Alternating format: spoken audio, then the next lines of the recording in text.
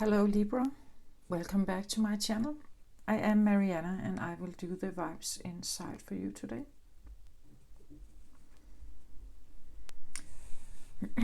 If you're new to my channel, welcome.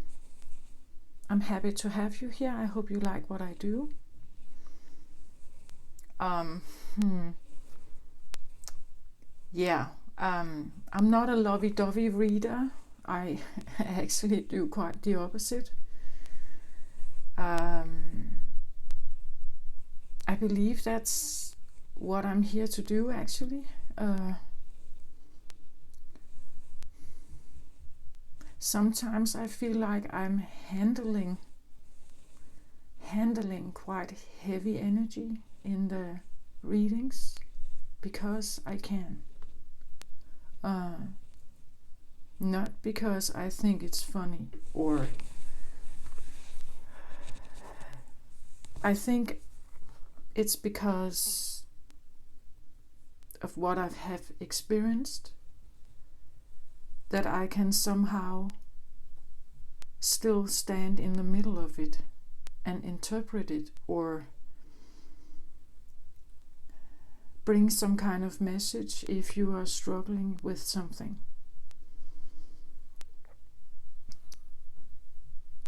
Okay. If you find yourself in something we can call a spiritual awakening, if you have experienced something traumatic,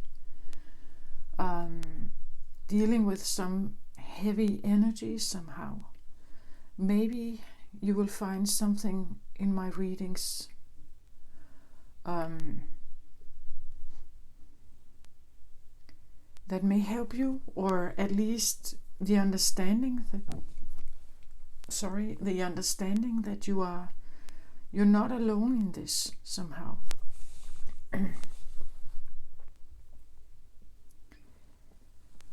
So I've not been posting for some days, and there's a reason for that. We have an upcoming full moon in Capricorn. We have Jupiter in Aries at the moment. We have just had a square with Mars, so these are extremely potent energies. They can be positive for a lot of growth and new ideas and something. I just feel like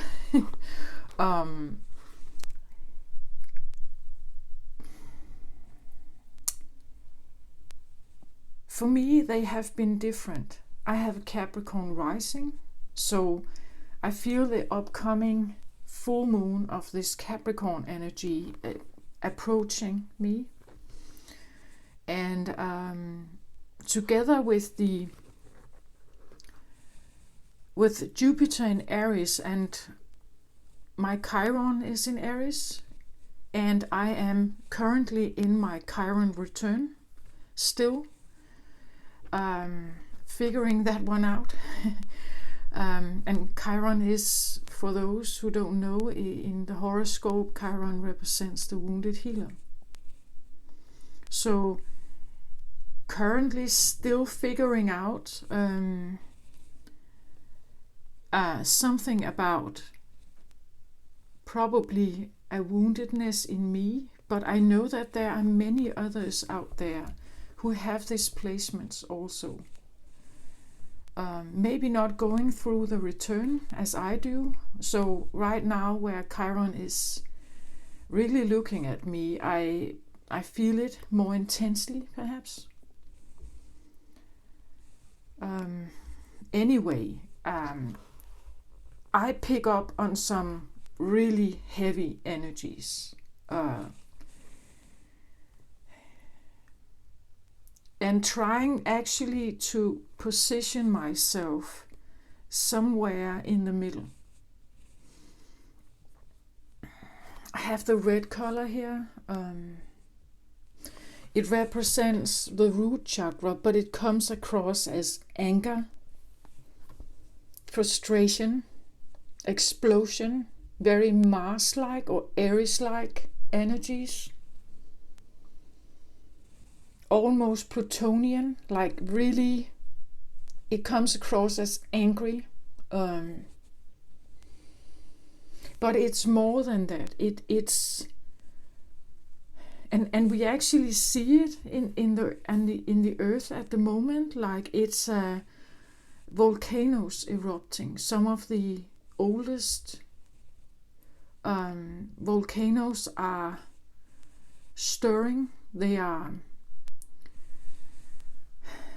Something is happening, right? It's like, and we know the volcanoes, right? They are, the lava is underneath the earth. But when something becomes too much, it erupts, right? It's something, it has to have an outlet somehow.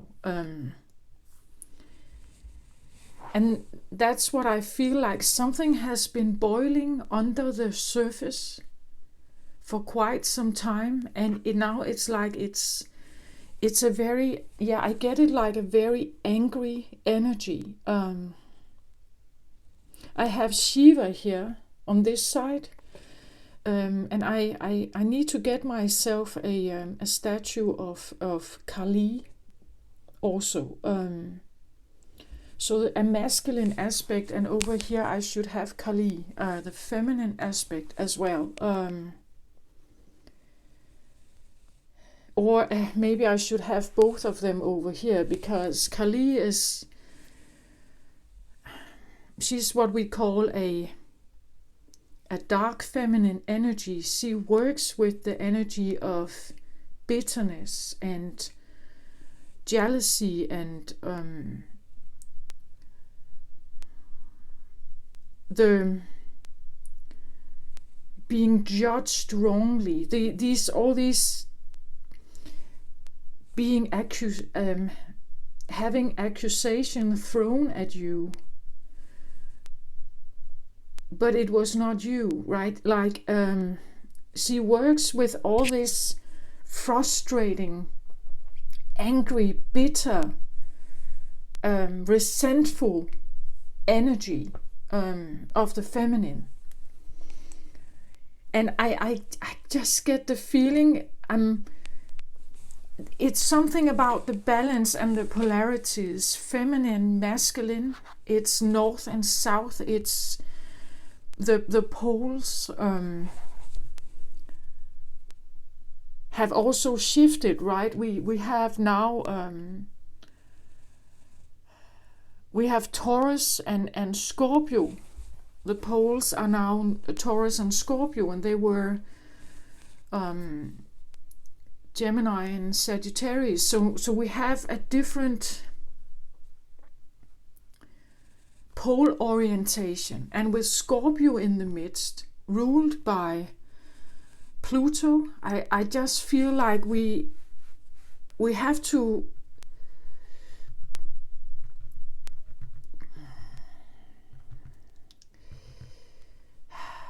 how can I say this? Something is stirring here, right? And Scorpio can be this very dark, it's masculine, right? Pluto-oriented Mars energy.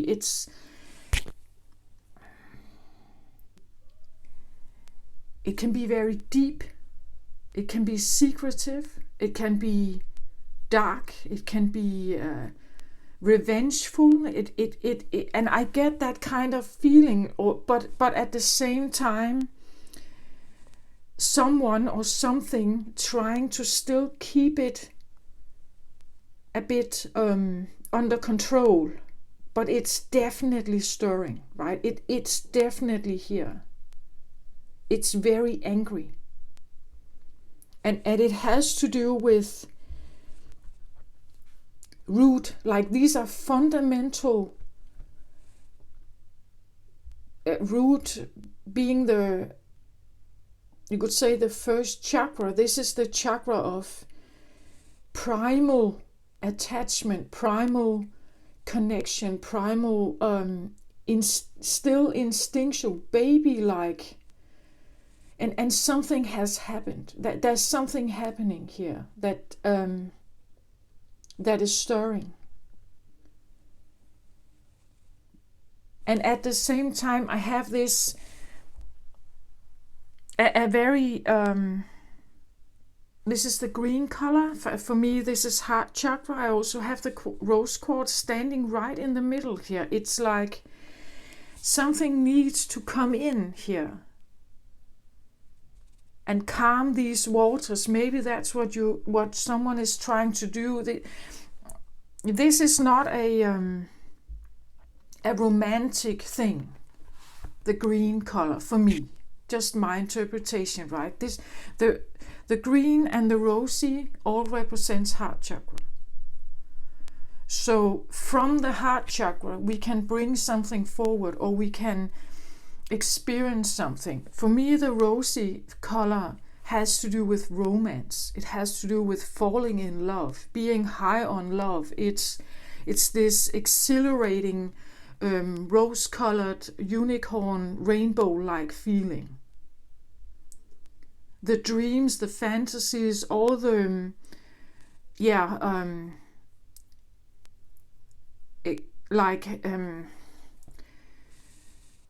a stirring up of a lot of emotional feelings, but they link with some kind of fantasy, some kind of dream, some kind of wish fulfillment. The green color for me is more practical. So what can I do to approach something?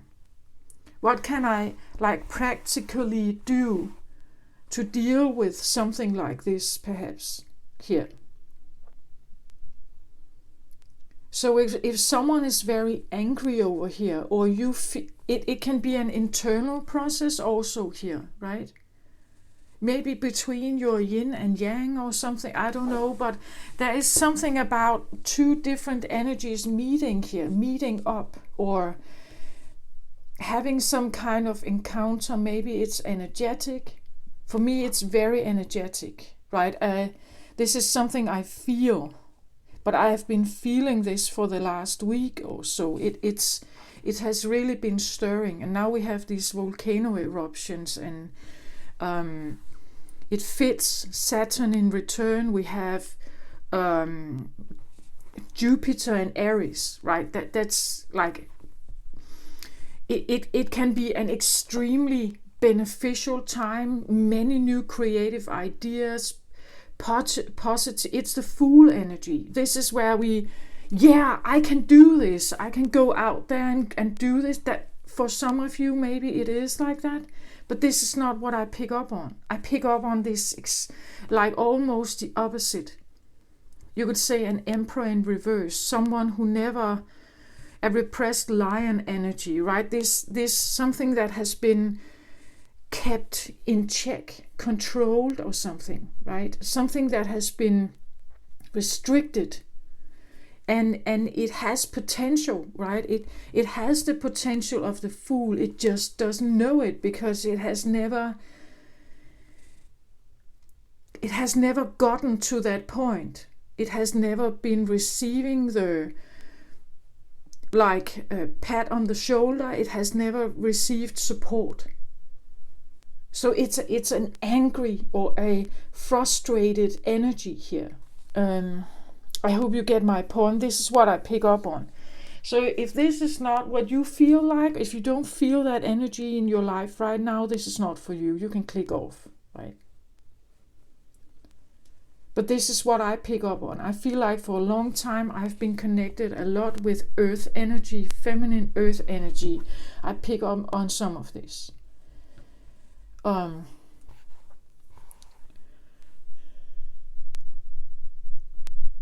I've had strong heart palpitations. There's really some kind of it has almost felt like I have two hearts beating not in the same rhythm.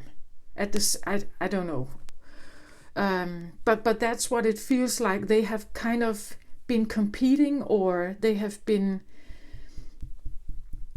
like, yeah, crushing heads, like an opponent energy somehow. There's a lot of anger here, like repressed anger. And then we have this, like, a very practical, oriented, okay, what can I do about this somehow to maybe not erupt, or to maybe not say something that I will later regret.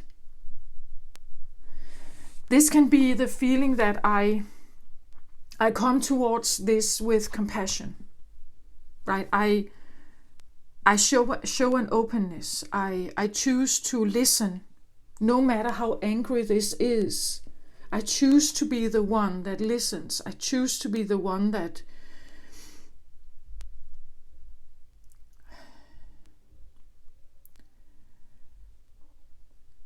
I put myself in the ring of fire, right? I put myself in the middle of the ring of fire, perhaps here. I know that I go into a very difficult, I'm approaching a difficult terrain here. Like I'm walking on lava, but I'm still walking. I don't run away from it. I'm still here. I stay because I need to do something about this. I want to do something about it. I come from a totally different grounded place here, from an emotional healing place. I wanna do something about this. I wanna help, right? I wanna, you could say, make sure the tower doesn't fall. I'm avoiding a tower moment. Maybe that could also be it here. Because if this is released, what is it going to do then? Right? At least if I show compassion, at least if I try to show understanding, and at least if I tell them that I understand your anger. I understand it.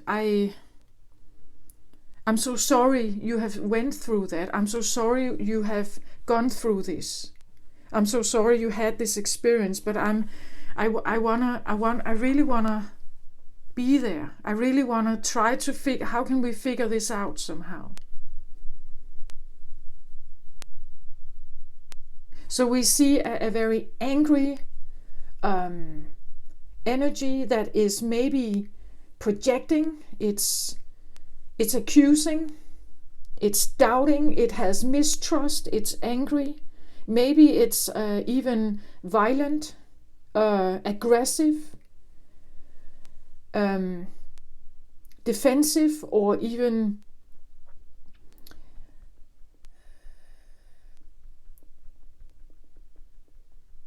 I'm not quite sure, right? But it's definitely an energy that could do something. Over here we have an energy that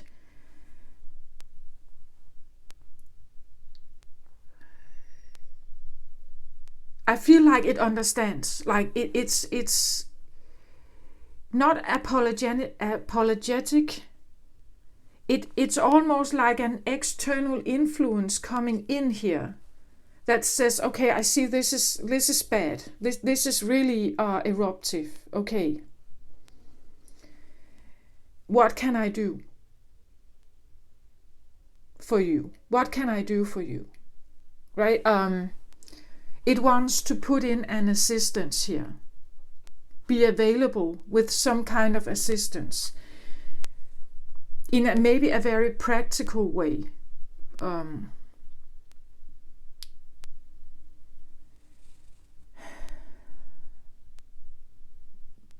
I'm just not sure exactly how this is going to play out. We see like here, like the green color is kind of now maybe this is the current situation, right? That a little opening has been created somehow. But I don't know if we are going to see the opposite, like if we are going to see like this instead. That it is spreading here. No matter how open, no matter how loving, no matter how considerate, no matter how compassionate, that it's going to spread the other way. I'm not quite sure about that yet. I wanna keep it like this, I think, but you get my point, right, with this.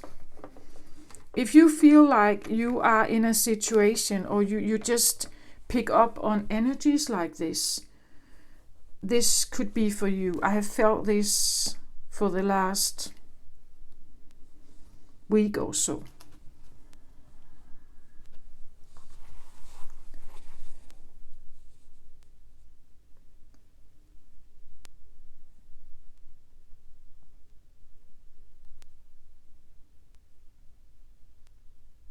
It's almost like this side is, it's okay that you understand me, right? It's okay that you understand me. And I understand why you are here, perhaps, why you try to come in. But this is something that has been going on for so long that your tiny understanding is not enough. This is someone who seeks redemption, maybe, like from a group of people, maybe the entire world, maybe it's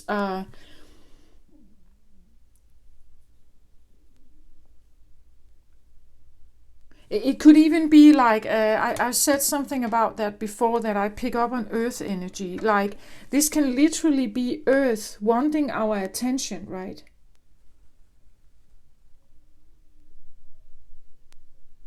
And needing to be, this is where we talk about like a supernova, a star supernova, right? This is where the energy has been depleted and depleted, and that's what happens to a star when it goes supernova. It loses its power. It loses the light. It loses the energetic battery, you could say. And when it gets extremely low, to the point of survival, poof, it explodes. You have a supernova. It's like the final resort. It's something you go to if you have no other option, and you are depleted of all energy. So take it how it resonates for you. That's the energy I pick up on here. This is someone who has been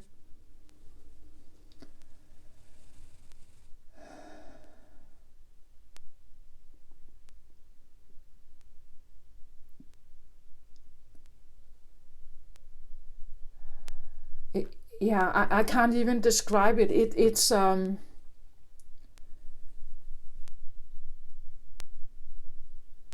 not just angry. It's not just hateful. There's a lot of tears here also. It's very sad, but aggressively sad. It's like the animal you have put into a corner, right? It's doing everything it can to survive here.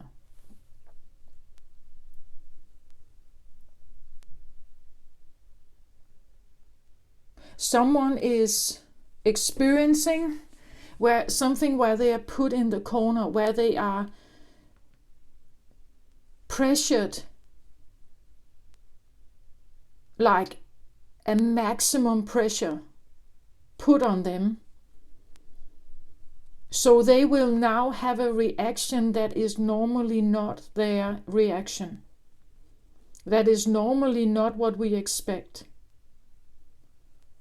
That is normally not what we trust in regards to that person. And a behavioral thing coming to the surface that is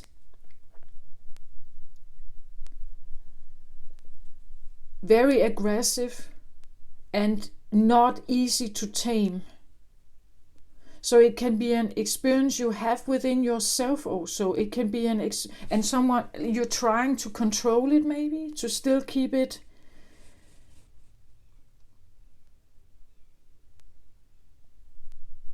like trying to understand it, I feel like. But hoping that it's still going to stay here, just not erupt, right?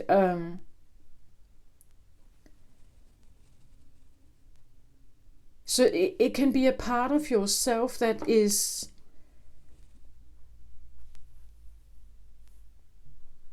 can't stay down anymore, or it cannot be. It needs some kind of outlet.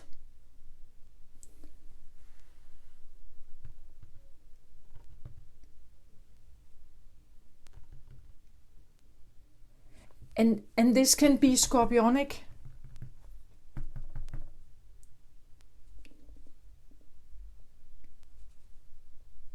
This is much more than that, but I'm just giving you an illustration here. If you, let's say you have a crush on someone,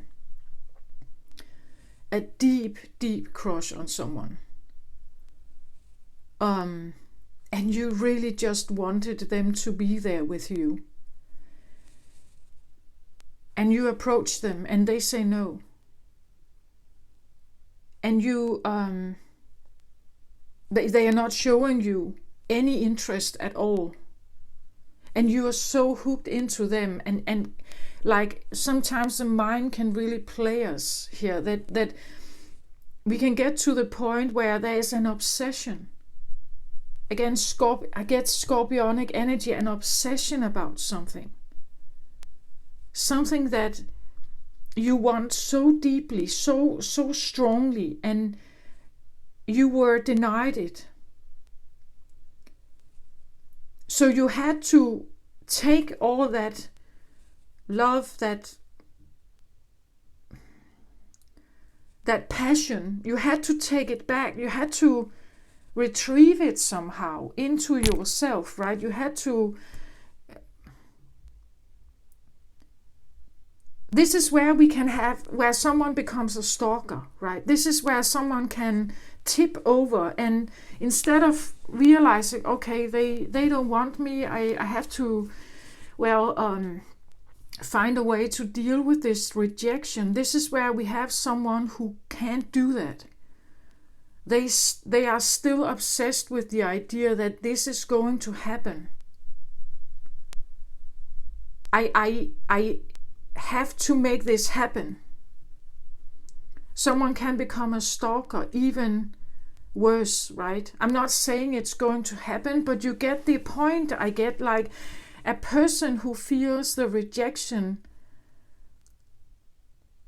and becomes, like, you could say, instead of realizing, okay, this was a defeat, I got myself into a little bit of a hard trap here. I allowed myself to feel something for a person who didn't want me. And I can't control this person. So, and because I like them, of course, I don't want to hurt them. So I retrieve back. I need to take my energy somewhere else then, right? This is someone who doesn't do that. They still stay and obsess and like they get stuck in some kind of approach to something. They could even become more than that. Again, I say scorpionic energy here.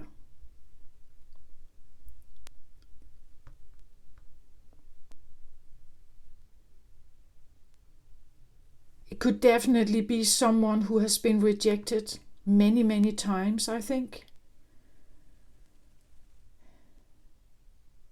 Maybe not knowing why. Like, there's something they don't know, I think. but it has built up, like it has become this layer by layer by layer, and now it has just come to the, like, I can't do this anymore, right? I have to do something.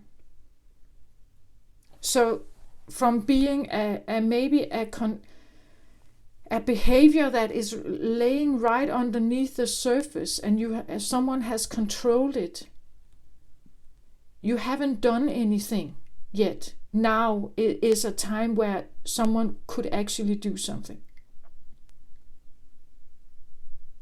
That's what I feel like.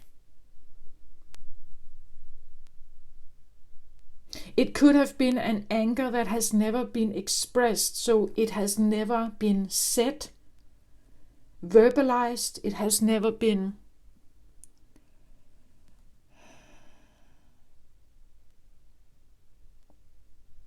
like a passive aggressive energy, right? It has been very tried to be controlled and kept under guard somehow. But now there is an energy that it pushes from the passive into aggressive energy, and there can be an eruption. So this is what I pick up on. And the more I talk about it, the more it releases from my body, right? It's like I feel I'm on the right track here.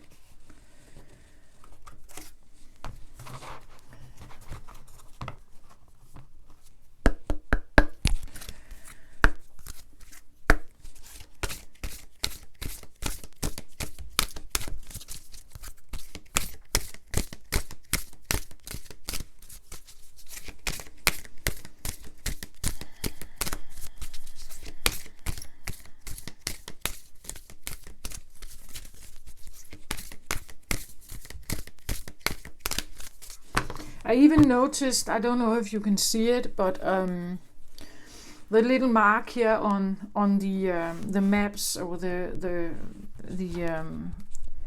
cloth I have on the table here, they have a little I don't know, firm name or something here. It's called Raw Creative Concept, and I didn't think about that when I bought them, but actually it makes sense with my readings somehow. This one is how you can see, I don't know if you can see it, but it's actually, if it's possible to tune in, you will see that it's upright, so you can read this. Over here it's reversed, you could say. So upside down. And I noted it when I put out these and somehow I got the feeling that maybe someone is trying to approach something here and being very open and understanding and something. And someone over here not wanting to show the real, to take the mask off, right? Someone trying to control it, but not wanting to take the mask off. So that could also be it, someone being very open and trying to listen and something. I know that something is going on, please tell me about it. But someone doesn't want to. It's too heavy, it's too vulnerable, it's too... And if I'm forced to, then I become like the animal in the corner. I have to... If you keep pushing me here, I have to react. The openness you're looking for here, I'm not willing to go there with you, because I know if I go there with you, I can't stop myself, right? I will have a behavior that is out of line. I will do something that I shouldn't do, perhaps. Say something I shouldn't have said. So there could be that kind of dynamic also. Someone trying to like come in with like this very yeah, but tell me what's going on. I can sense it. I know something is going on. You're not telling me about it. I just want to help you. I want to be there for you. Come on, tell me about it. And someone over here is like, get away from me, right? I I don't want to talk about this. If you push me, the more you get in here, the more eruptive I get. Okay, you get that point also. So there could be something about maybe this one needs to like retrieve a little bit here.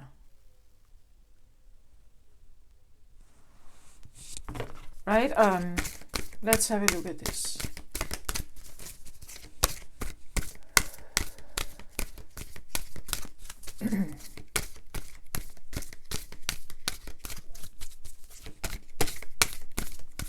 And I just feel like I have to stand in the middle.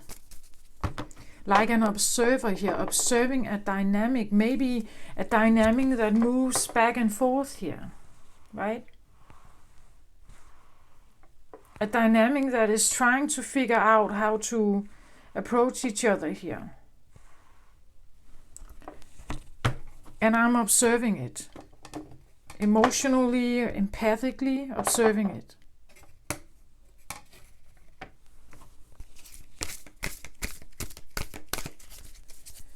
Feeling it, definitely feeling it.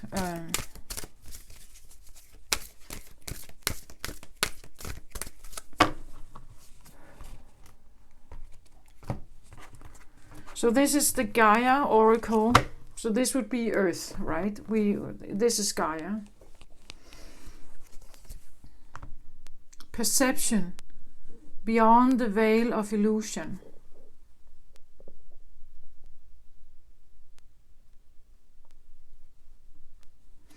Someone is seeing something here.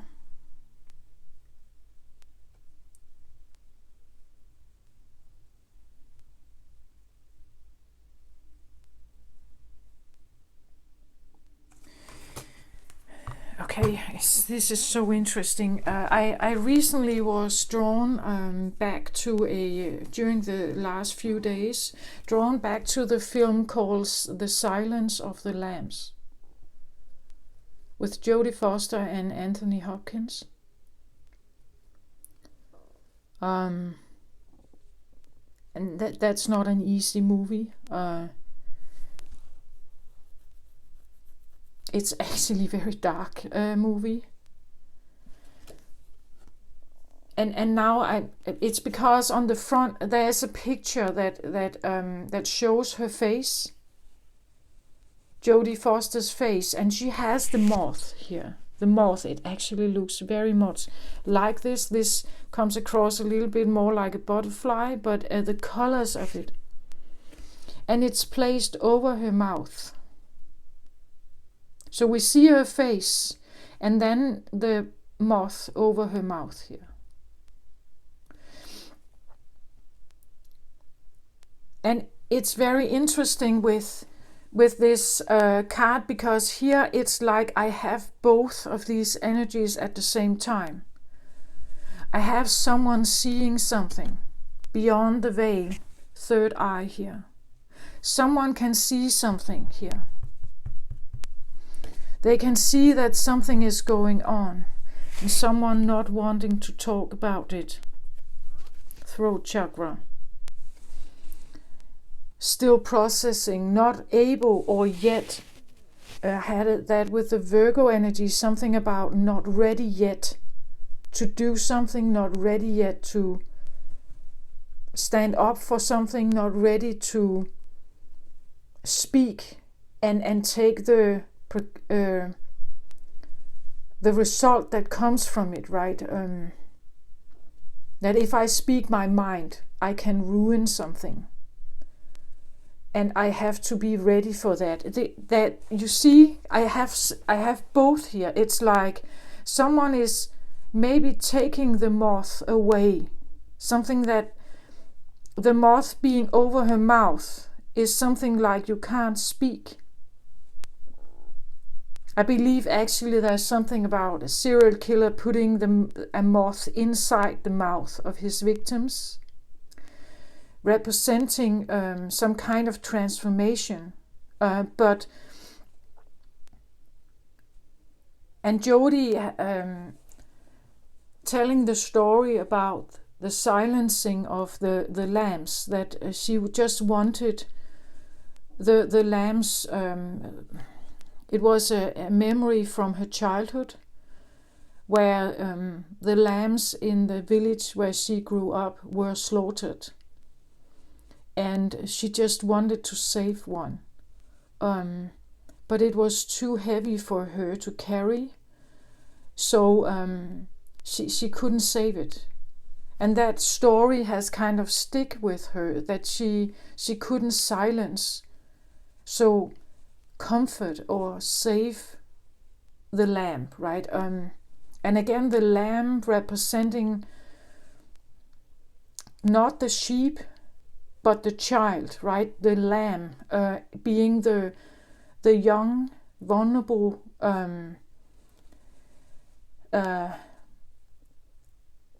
you could say the kid, right? The young energy that didn't know what was going on, and it was just frightened. It was screaming, right? It was screaming, and she just wanted to rescue it here. So here we have a rescuer energy that wants to come in and help here. And on the other side, we have something that, again, may feel like being pushed into the corner, or as a lamb, right? A lamb that sees and experiences the slaughter and knows that I'm next, right? So someone wants to approach this, I feel like, but this is not ready, right? And if you push it, it would do something. It would probably react. It can't decipher, are you good or bad? Over here, someone cannot decipher whether this is a true energy. Upright, right? Do you have good intentions by coming here? This is an energy that doesn't trust.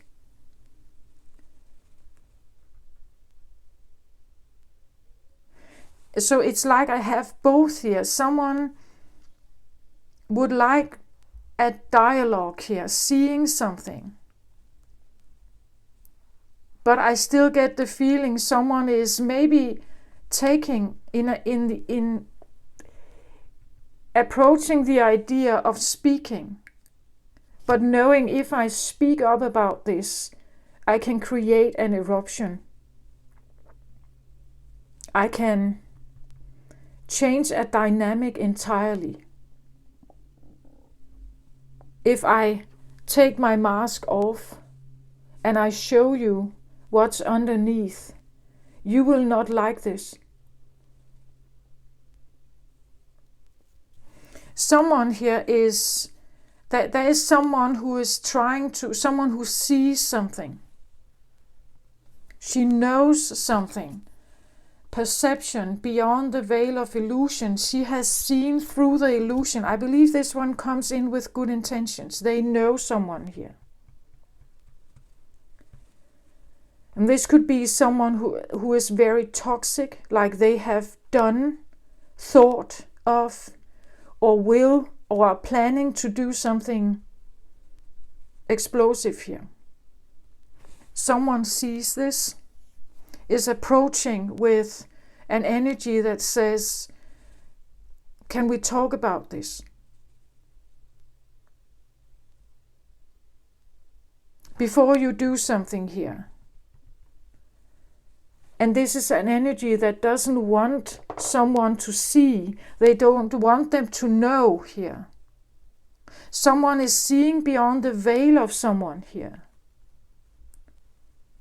And by doing that, they see the demons within someone, and they don't like it. When that happens, if someone sees beyond the veil of illusion here, someone is trying to keep up an illusion, but underneath there are demons here, and someone is seeing it, approaching with compassion, because they understand why this person has evolved like this, why this got to be like that. They are approaching with compassion, but the more and more they get closer, the more and more they feel trapped here. And eventually it will have some kind of explosion. So I feel like it's a balancing act here of approaching something. So if you are trying to, Libra, being quite communicative, wanting the scales to balance, if you feel the imbalance of something, you want it to be balanced, but the more you, it's like a pressure cooker, the more you approach here, the less it can run, right? It's like it's trapped somehow. It could be that, yeah, again, like the hunter and the hunted, right? That feeling. And eventually the hunted has nowhere to go. It has reached the end of the world. It has reached the fence, right? And it can't climb over it. So now you are it's like an energy that wants to come in and heal something here, I feel like. With good intention, raw, but good intentions. It wants to come in and heal here, but it becomes a pressure cooker on the other side. Because it doesn't feel ready. It doesn't want to show its real face. It doesn't want to be found out or figured out. It doesn't want to be exposed. Do you get my point of this? And someone here is trying to expose something or get a dialogue. I feel with an approach of good intentions, but raw good intentions. Speaking directly to the wound, speaking directly to the problem, the rejection perhaps, with understanding and compassion, right? But over here we may have an energy that can't decipher, why are you doing this? Why are you coming? What do you want from me? Get away from me.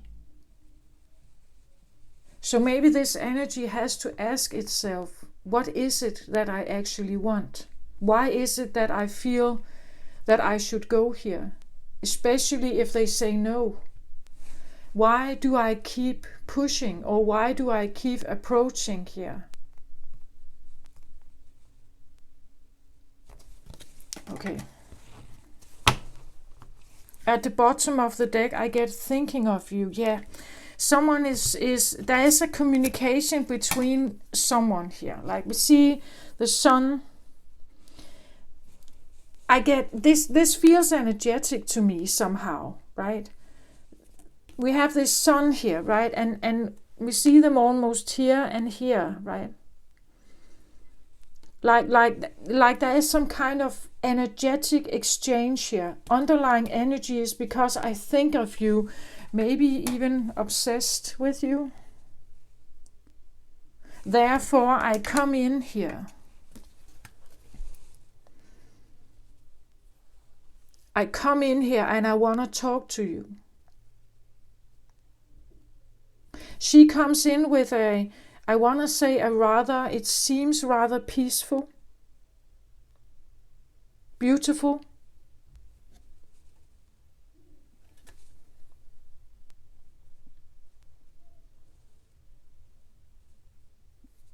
It's almost like both sides of her are very even,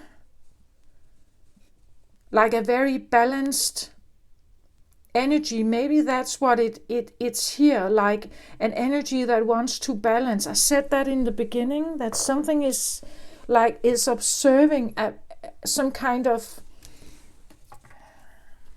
is observing a process that is going on between two energies that clearly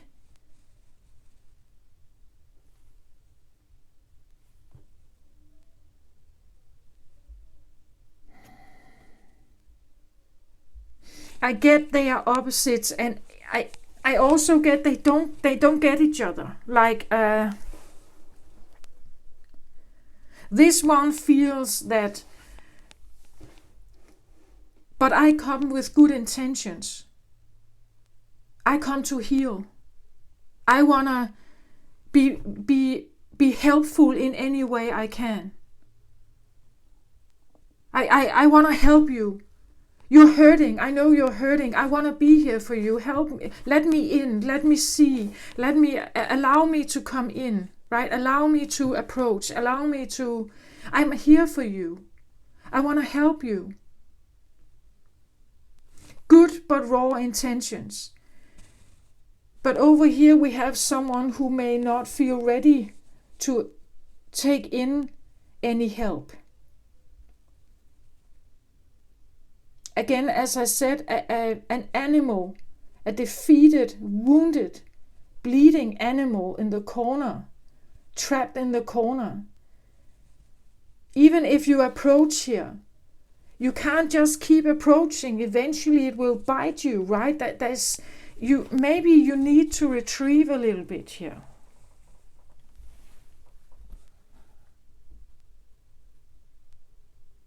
Show some understanding for someone's wounds here. Allow them to breathe a little bit.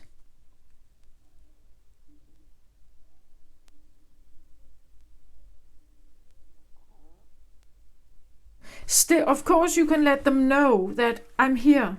I'm still here for you. When you're ready, if you want to talk to me, I will be here. I am here.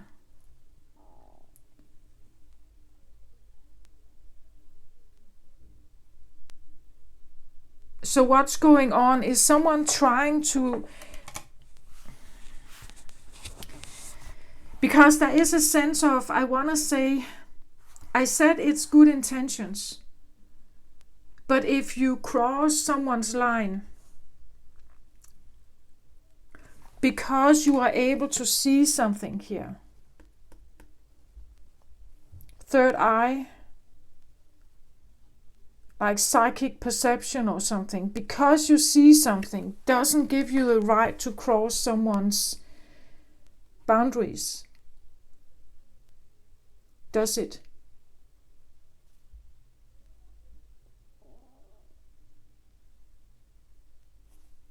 I don't know, but I'm just, what I see here is definitely not, and I want to say it comes in with good intentions. It sees a need of heart healing here. It recognizes something is wounded and broken and needs help over here.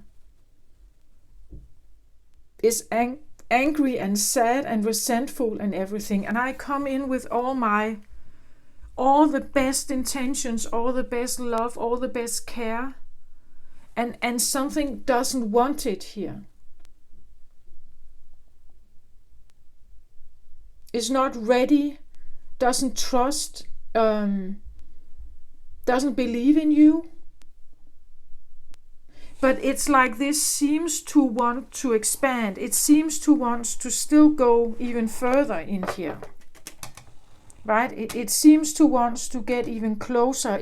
It's like a closing in energy with so-called good intentions here. I do feel like it is with good intentions, but maybe this energy still needs to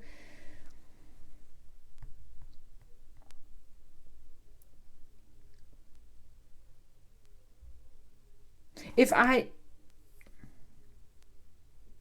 enmesh myself, if I almost force myself, or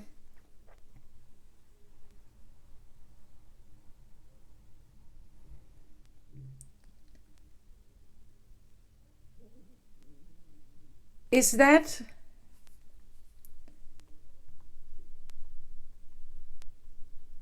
truly a good approach to something that is already wounded, that is already struggling, that doesn't want your help, like clearly has said no, that says, that has lock the door that has said no. Even if someone here can see, but they clearly need help. Yes. But if they don't see that themselves, if they don't see that they are in a ring of fire and they don't know how to jump out,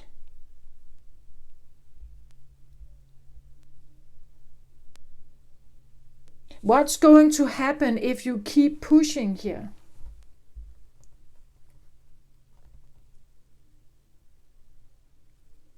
The more and more you push, as I said with a supernova, eventually, when there's no energy left here, it needs to erupt. It will explode. I get the feeling someone...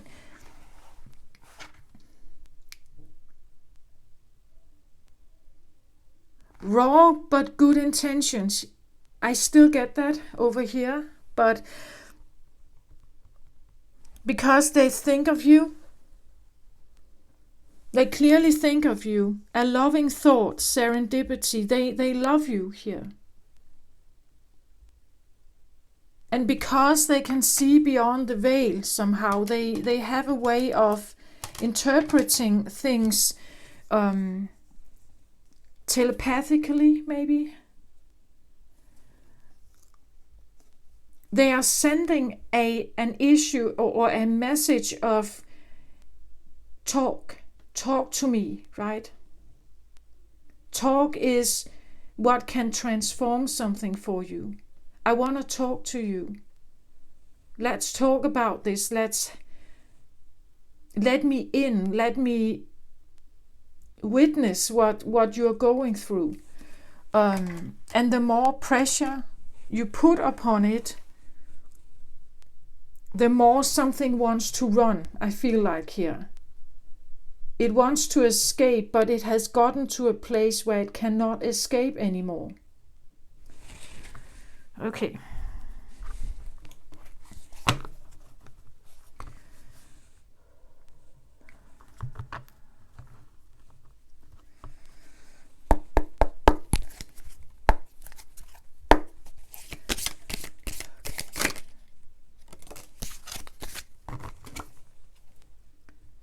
Look at this.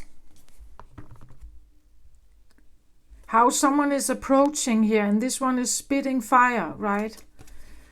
It came out in reverse. Be careful what you are approaching here. Do you want them to spit fire? Look at the red dragon here. They are about to erupt here. If you get closer,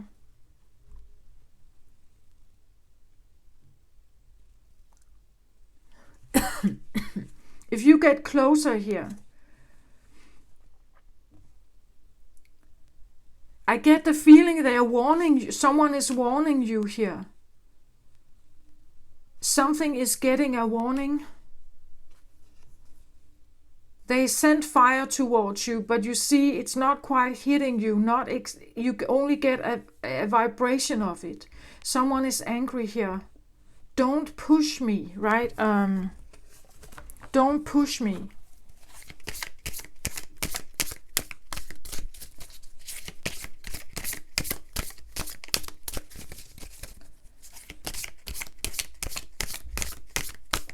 And maybe that's the Virgo energy, that the Virgo can pick up on it. Not ready yet. Not ready yet. Realizing something is not ready yet. Virgo being the hermit, right?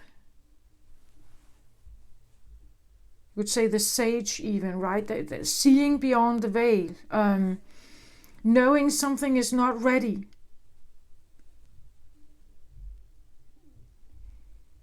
And this one is saying, get away from me, right? Get away from, I'm warning you, get away from me. So there can be a Libra energy around here that is observing what's going on here. That something is being pushed here. Something is trying to heal something. But I want to say, I don't know how long this has taken. Like, maybe they came from over here at some point, right? Maybe they came out of the blue and approached something. And maybe this has been a slow approach. I had something, what was it? Cancer had a slow dance with fire. Heart, water with fire, right? Cancer having a slow dance with fire. Virgo having a slow dance with water. But Virgo being an earth sign.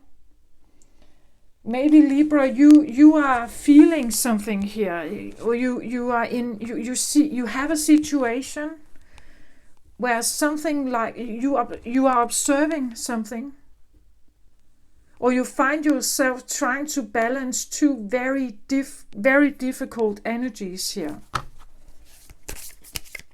Wanting to be the one that one part of you being the scales, right? One part of you could feel like this, and another part of you could feel like this. It can be an internal process, as I said, trying to balancing something within yourself here. On a spiritual journey, sometimes we want to approach the healing. I just mentioned, maybe that was why I had to say that. I have my Chiron return, the wounded healer. I'm also approaching, finding out, figuring out something about me, right? But I know I'm not the only one. Others are on the same timeline like me. That's why I do this.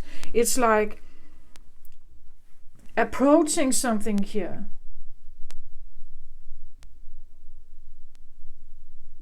With an open mind, wanting to be raw, but with good intentions.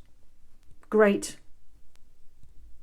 But also needing to accept that they say no. Or they say, back off. I'm warning you. If you get any closer here, I will erupt. Do you want that, right? Maybe you feel the tension inside you if this is an internal process. Maybe you feel the imbalance. Maybe you feel you are confronted with people around you. Or you feel this towards someone else here who wants to come towards you with an energy of a very raw but seemingly good intentions. But I just get the feeling if it keeps approaching here, is it truly good intentions? Or is it as self-serving? Because if it truly respected this energy that is wounded, it is hurting, it is suffering. And I get it, you want to heal it, but something over here wants to heal it, right? I just get the feeling maybe we need to back off a little bit. It's a little like a yin and yang, and someone wants to like push over the boundaries of someone. It's like, yeah, it's like crossing someone's boundaries here. Someone who is already hurting, already struggling, who hasn't asked for help, who's not ready for help. And the more you push towards it, the more they get angry. Right? The more angry they get, the more they want to keep up the mask or even build another one, a more aggressive one. I get the feeling this is a warning, like don't approach me, don't push the limit here. If you're pushing the limit, it will have an eruption, and therefore this energy has to be really sure that there will be a good outcome. even if there will be an eruption. If this one goes supernova, you could say, it's a transformation. The butterfly here. And maybe that's why you are approaching over here, because you see it. You know that this is what is needed. The talk we need to have is going to create the explosion where someone loses themselves. It can be like an ego death, right? Someone gives up the mask, loses the mask in an eruption. And this is needed so that I can see the true person. The person underneath, the situation underneath, because I know there's something else there. But the frightened ego, right? The wounded ego here. I know there's so I'm approaching to push the eruption, the ego death. I'm pushing to erupt something. Maybe you're pushing your own ego here to erupt because you want to find what's underneath here. You know there's something else underneath. Underlying energy, there's something underneath. Right? There's something underneath here that you have seen,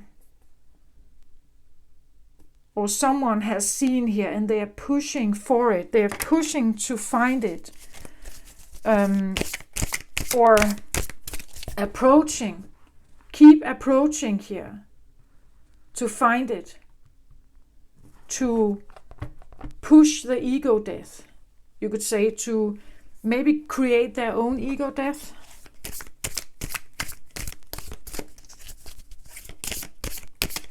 Knowing that there will be an eruption, eventually something needs to crack. Eventually something needs to... It could be a ego versus soul dynamic dance somehow here.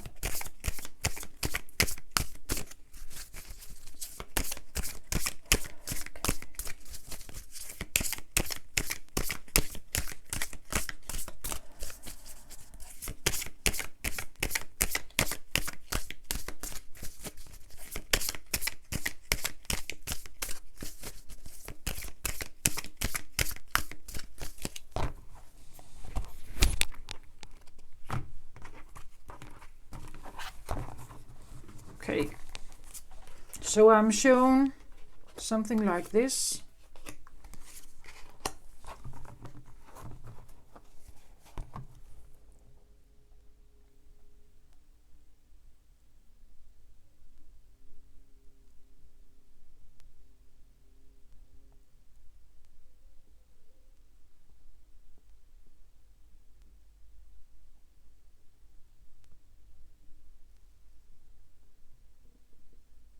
Yeah, it's like, I get the feeling it's like, and then underlying energy here, a star. So this is the raw, naked North Star. Who are you, right? Down here I get the feeling this is one sword, like one truth is pushing this energy. Something that is seen. One motion, one truth. One truth is pushing this motion forward.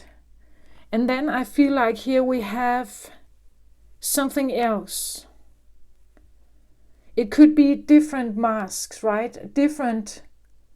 That over here we have an energy that can show up in different ways.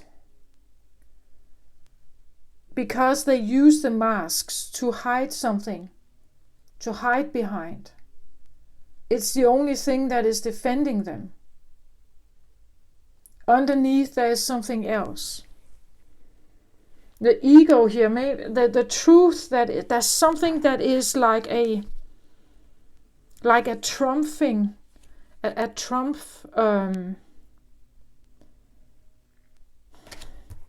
How can I say that?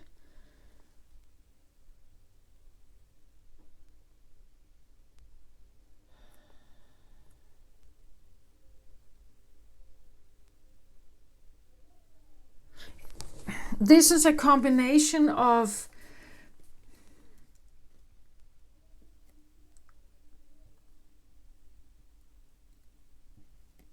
love and truth and doing the right thing. Like love, truth, and doing the right thing. It's like wanting to do the right thing because of love, knowing that I'm doing something here that seemingly is crossing someone's boundaries or crossing some boundary, maybe within yourself, but I'm following some kind of truth here. A truth that is trumping everything else. It's the highest light, something like that. And over here we have a defense mechanism, I think, that is trying to wear this off or keeping it at bay. Again, we saw the dragon spitting this fire like, stay away from me. But I get the feeling this is closing in. This is like a higher truth, like this is the voice of God. That feeling, I'm following the voice of God here. Or I'm following my soul's calling here. If this is soul and this is ego, I'm following my soul's calling. Like the star energy, I'm navigating according to this. I'm navigating according to this, which is my highest truth. So therefore I'm approaching you here. I'm approaching this. Let's have a look at this. Ace of Swords. Didn't I say it was like a sword energy? This is the only sword.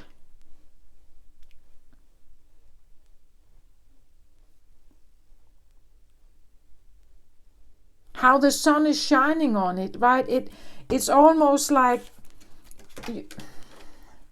feeling the glow of the star here. Feeling the glow of the star touching you here.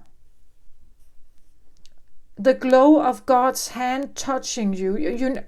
Do you get my point? Translated how it feels for you, right? You're following a calling. You're following a calling here. You're following some kind of calling here. That is, it's touching you, sending you vibes here. It's reaching you, right? Ace of Swords talks about a new beginning of communication, a new way of communicating, a new truth. It's true. This is also about truth, perception. It's about perception. Perception. It's a throat chakra. It is communication. Sword energy is all about air, thoughts, words, communication, thought patterns. Perception, how you see the world, how the world sees you, this to me also talks about the sword in the stone. So it needs the right king to yield this sword. A king that is not like Arthur, hiding behind the wrath of Uther, his father. This is a king that has the confidence to yield this sword, the most powerful sword ever. Excalibur, right? This sword is only released from the stone when the king comes, the rightful king, who has the power to yield this sword and be the mightiest king ever. But he cannot do that if he has no confidence, if he is hiding behind his father's wrath and his father's dominance. He has to release himself from that and become the king he is. Even if his father doesn't like it, right? Even if he goes against the will of his father. The only way to become that powerful is by following his own calling here. Okay, this is quite an interesting reading. You are called by something here.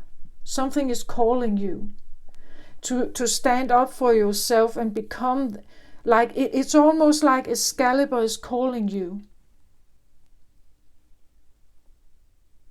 Like the mightiness of this sword is calling you. And this is also why I feel like it's with good, maybe raw, but good intentions, because Arthur is known to be the rightful king. He's known to be the good king, not an egocentric, domineering, exploitive king. So he's someone who cares about his kingdom, about every person in it. No matter whether you are a farmer and poor, he sees you as valuable. He respects the work you do. He also respects the position. He knows that he can only be a king if there are farmers, pawns. Like the duality, you can only be a king in a kingdom if there's something to be a king for. And therefore, like it works together. Like the one thing cannot exist without the other. So there is a deep respect for, and that's a truth. Someone is following this calling, I feel like, guided by this calling. Maybe towards a love here. But someone who is defensive, not trusting, they don't like it. And again, take it how it resonates. It can be your ego defense. An ego that has told you that you have learned that you could not be a leader. You couldn't be big. You couldn't have greatness. So you have an ego voice that tells you to stay small. But someone is approaching here, or a part of you is approaching, wanting to heal it, give it understanding. But the ego here is defensive, right? There is something, a danger. There is a danger with the idea of releasing this ego. The danger would be that then I actually have to take this sword. I need to be king. I need to go my own way. I need to follow my own calling. I need to become the person that I am truly supposed to be. I may need to become big or great here. But if you have an ego voice that tells you you are unworthy, you're not good enough, you can never amount to anything, you are bad and nobody likes you, that ego voice will be defensive towards owning this sword. But over here I have there's only one card here driving this energy. This feels like a calling. I said something about love, truth, and God's voice, right? It feels like, a calling, like you have been granted something here. The perception to see, again, this is Aquarius energy, the star following your own guidance, becoming the one you're supposed to be. Seeing yourself as a star, right? I talked something about a star supernova. When it has been depleted of energy, it's almost dying. It can explode and become this supernova, and we almost see how she is sending dust waves of maybe the supernova you experience. Maybe you have gone through something or the underlying energy is to actually get to the supernova experience, because that is needed to get to this sword. So maybe you need an ego explosion here.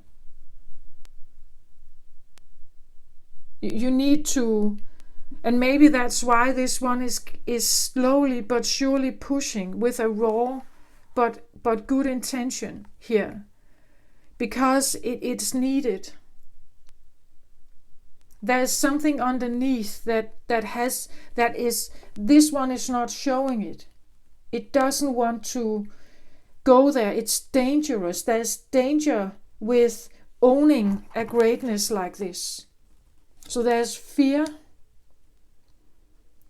here. Okay, yeah. I hope this makes sense to someone out there.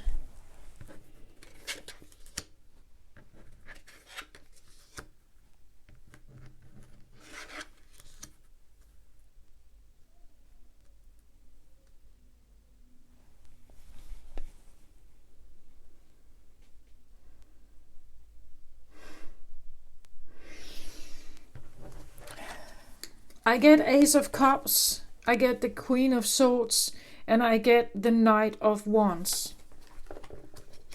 I said something about this could be different masks, different defense systems. I feel like there is. Over here we have an energy that I want to say it feels deeply.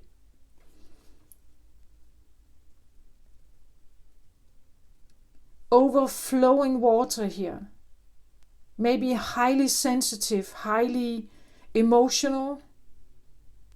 Look at how it's exploding here. It's boiling over. The water is boiling over, almost like a volcano.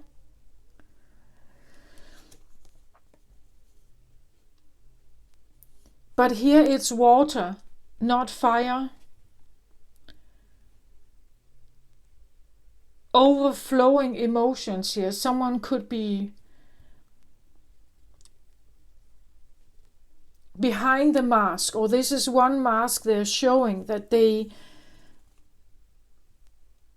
have almost explosive feeling of, this could be crying, right? Crying. It can be a heart that easily overflows with deep love. I feel like we see how he is Someone is still hiding here, a bit underwater. It's almost like they don't dare to show themselves. They don't dare to come up. A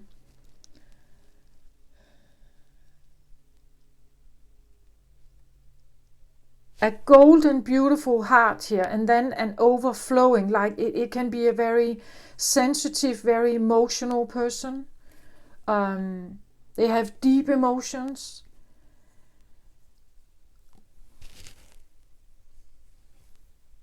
But I also feel like rejected. When we look closer at the card, this is something that is almost filling up the entire card.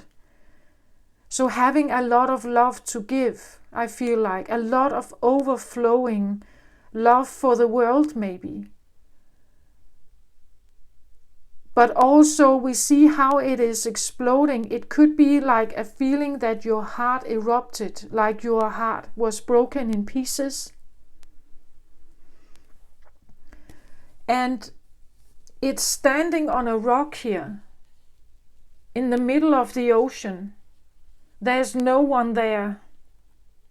It could be the feeling of being very alone with a broken heart, a heart that erupted, a heart that exploded. It was fragmented.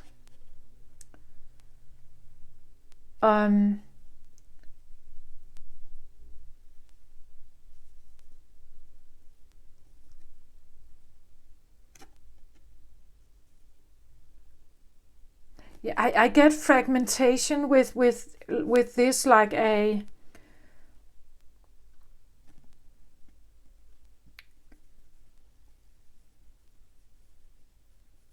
golden cup. So a pure heart, I feel like that was fragmented, that was broken. And someone is hiding. The cup has been put in and around water. So deep emotions here around this explosion, this fragmentation. It's almost like someone has put their broken heart in a place of grief, maybe. We have lotus flowers here.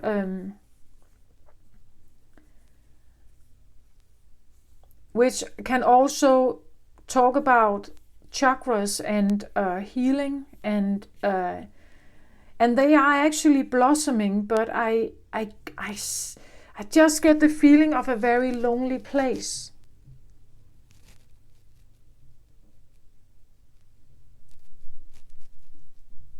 Not daring to get out of that water, not daring to interact.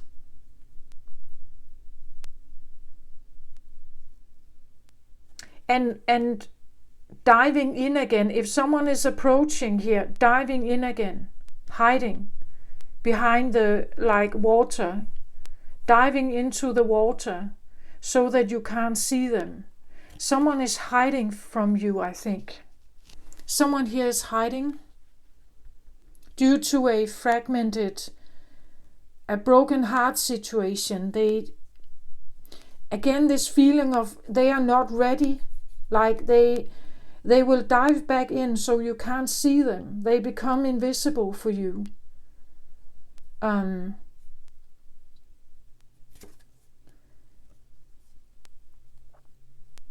that's what I feel like. They are just they're disappearing here. If you push too hard here, they're disappearing. Queen of Swords. Look at her. Ice castle. Becoming cold as ice, right? Singing her lonely song. Melancholic, lonely song here. But keeping herself in an ice castle. It could even be that if you approach, she just freezes the water here. So you can't get to her, right? the surface become harsh and hard. So you can't penetrate through it. Look at how she has withdrawn here to her throne in the ice castle. A cold, harsh, lonely environment, singing her lonely tune here. Sending out a vibe of maybe grief, sadness, and the next card out is the Knight of Wands. And if you approach her, this or him here, if you approach this energy, they will do whatever they want. The Knight of Wands can be a very fleeting, flighty energy. This is it does whatever it wants. It goes wherever it wants, and it's a knight here. So it has a sense of a loyalty to the song. This is the center card. So it's like the queen here is probably the lure of this song here comes from the broken heart. She sends out a vibe of a fragmented, broken lure song here. And she hides her sorrow in an ice castle. You can't really see it. Maybe she's sending out the lure melody, melancholic energy here to attract a Knight of Wands. But actually, I get the feeling it's like like wanting, perhaps wanting someone to come and rescue her, right? Wanting someone to break down the ice, but she doesn't know how to do it herself. Maybe wanting an intervention somehow, wanting a knight to come in. But the knight is an interesting, because it's a fiery knight, Wands energy.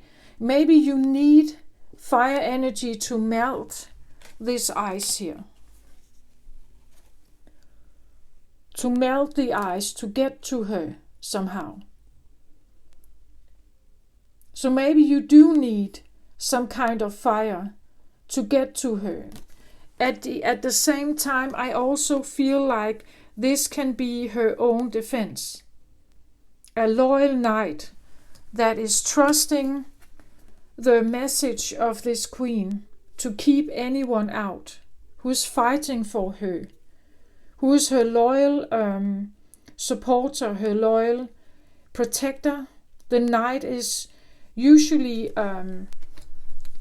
very they honor a code, right? They have honoring an oath. They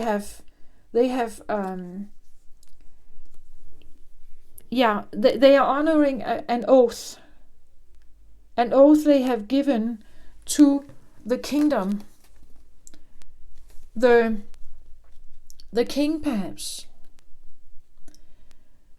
But it seems like she is sitting on the throne here. Maybe she lost someone, and now she is the heir. She sits here. Maybe she is a widow here. And she sits on the throne because her heart was fragmented, broken. And the defense here is now working in her favor. He is trying to protect her from further harm. Very loyal, very committed. He has sworn an oath to protect and serve, right? And this is what he's doing. I get a feeling of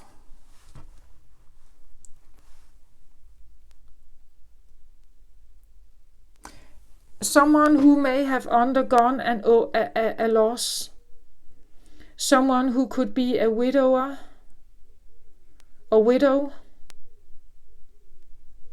someone who is not yet ready to open their heart.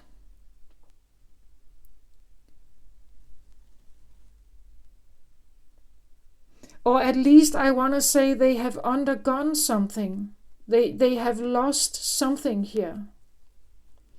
Their heart is fragmented due to something. But there's still a part of them that is protective of them, that is wanting to help them here. And I do feel like this is probably the one you encounter if you're pushing here, like a defensive, angry energy. If you push this one too harsh, they will fight against you. I said it was a fleeting energy. It goes where it wants to go. It can be like unpredictable fire energy here. It will find measures that you haven't thought about. If there is a will, if he has a will, the wand's energy. So if he is acting in a protective way, he will be unpredictable. Because he's loyal to this queen, he has to protect her. She is singing her song, her sword. Two different swords. She is singing her song according to this sword. And interesting how this comes across. We see the sword is put into the crystal ice cave here. And how this sword is also put into a frozen ground. It's almost like someone is hearing the calling of her, like hearing her call here. Someone is hearing her call. Her sword that is stuck in the ice. It's irremovable. She only has one truth. And that truth is cemented into ice. Like a stock, maybe a stock, cold, harsh, you could say a frozen heart, a dormant,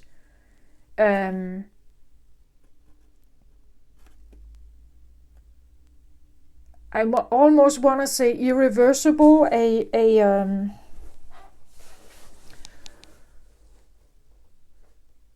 hiding energy here, but she's still singing her song here. She's singing a song, a melancholic, sad song, I think.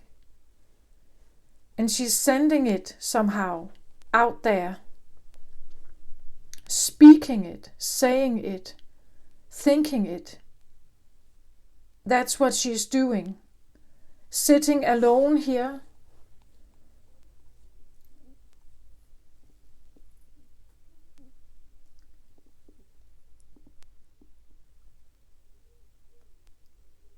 Surrounding herself with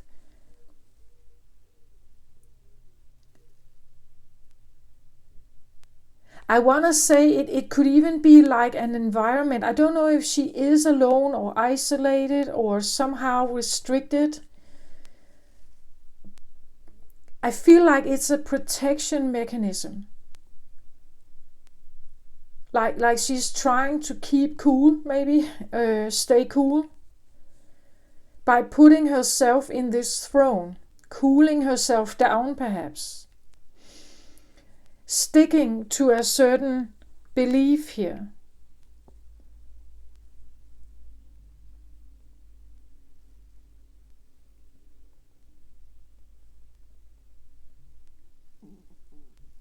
Like cooling her mind down, right? Trying to stay calm, but it also, when she does this, it's like it becomes like a cold energy, very restrictive, very closed off, like a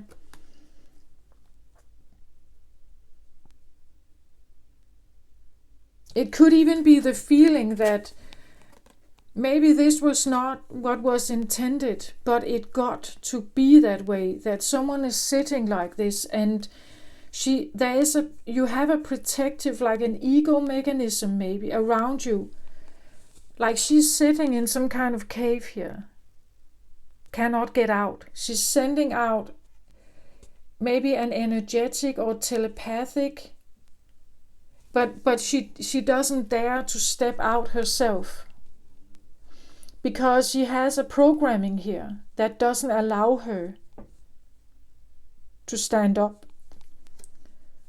Probably reinforced by this one, right? He is circling the cave to protect her,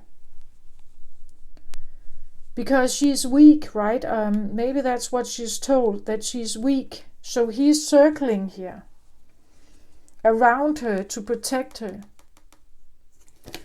Also maybe reminding her how sad everything is. Like there's these two elements that are circling her here. A protective mechanism that wants to keep her safe, and an unpredictable energy. You never know exactly what this knight would be able to do. He is sitting on a unicorn, but I just get the feeling that, and therefore he presents as good. You see, it's like, if this is an ego thing going on, I get the feeling that there are these layers that are like debating with each other here. She may be singing a song of the broken heart, sitting in the frozen water. That's one element of her. And on the other side, she may want to break out. She may be longing for the prince to come and save her. But at the same time, she has her loyal soldier here that is protecting her, trying to keep her safe, looking like a true protector here.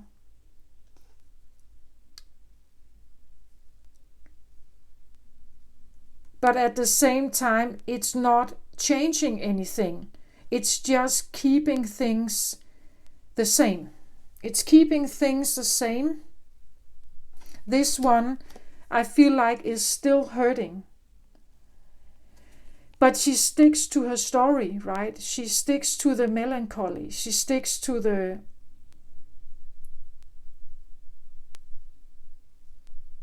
pain, maybe. It's almost the story of, I know what I have, I don't know what I can get. At least I'm alive here, at least I'm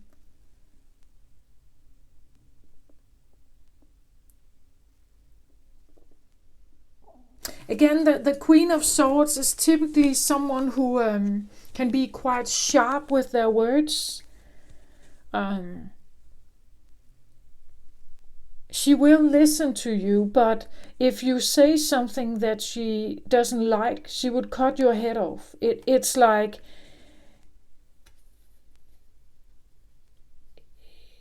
she's not open to bullshit. You have to approach her right. As I said here, when you come toward, you have to approach her right. And you have to know the story, right? If you know that she's dealing with a broken heart here, a fragmented soul maybe, an overflowing sadness. Ace of Cups, this talks about a new beginning in love. But maybe this new beginning ended in disaster.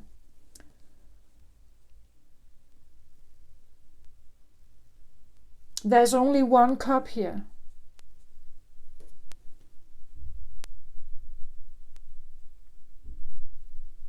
Sometimes I see the Ace of Swords as, or Ace of Cups as self-love.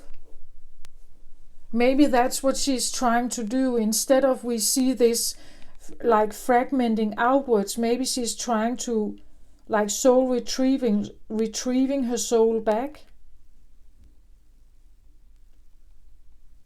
And while she's doing this, she keeps herself protected in her ice castle, because she's doing something here. She's trying to heal something,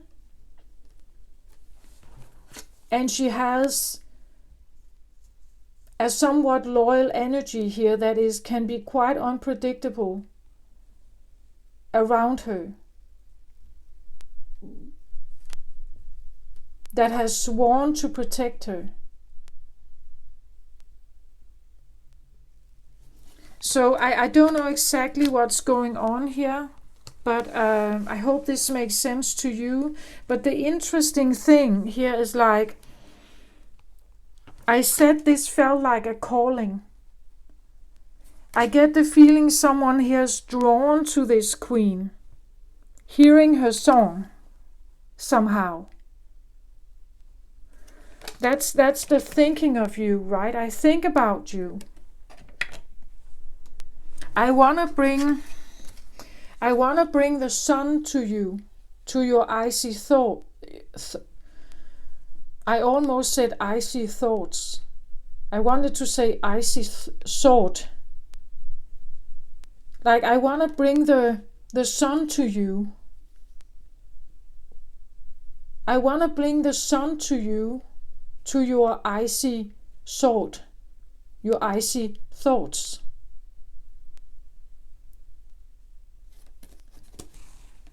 That's why I come toward, that's the underlying energy over here. I want to bring love to you. I want to bring sunshine. I want to bring joy. I want to bring something good towards you here. I follow only this calling. I hear you, right? I see your sword is in the frozen ground, that you need a helping hand. I'm trying to come towards you here, approach you.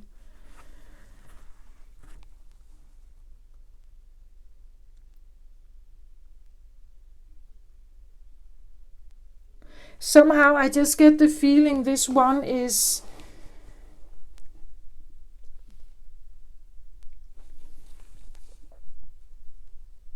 it's still dancing here. It's still doing something.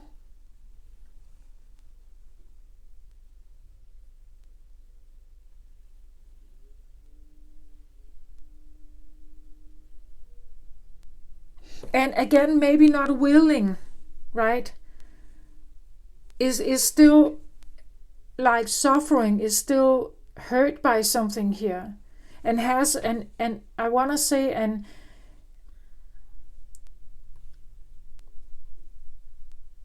a very unpredictable approach to how they protect themselves. This one can go in all directions. They can have sometimes this is seen like a player energy. They could release frustration through sex. They could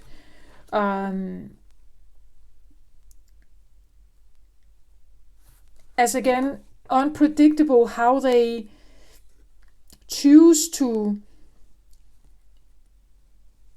I even want to say this can be an energy that uses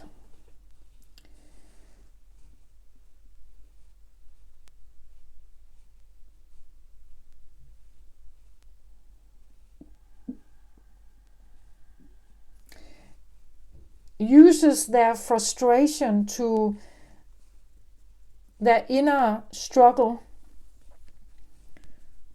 to derail people in different directions with an aggressive approach, maybe like a defensive, more aggressive approach, and it can go in all kinds of directions.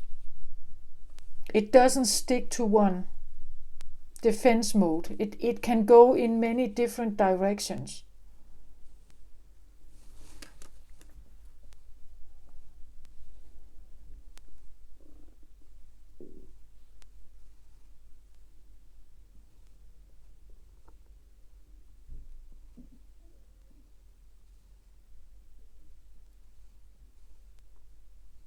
With the Ace of Cups, we can even say sometimes it could be a mask that seems like it's very friendly, very loving, very caring,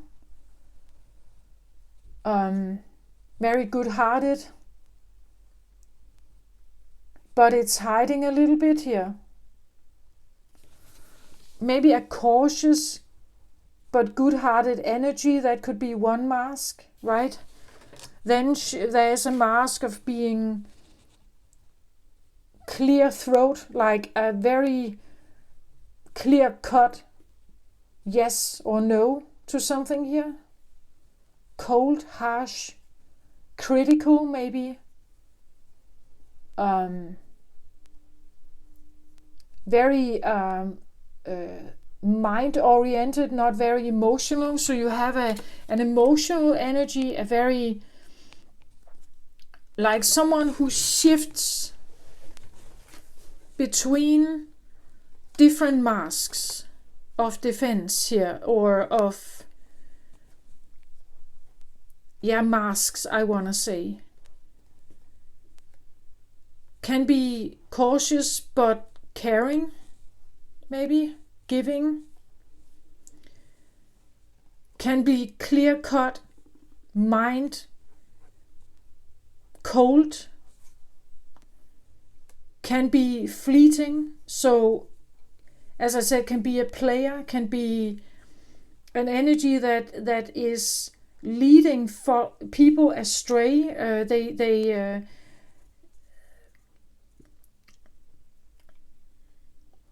like someone who puts clues in different directions for people to hunt for them, right? So this could be someone who she's loyal to the queen, so she's serving this purpose. But to others, they may come across as a liar, a manipulator,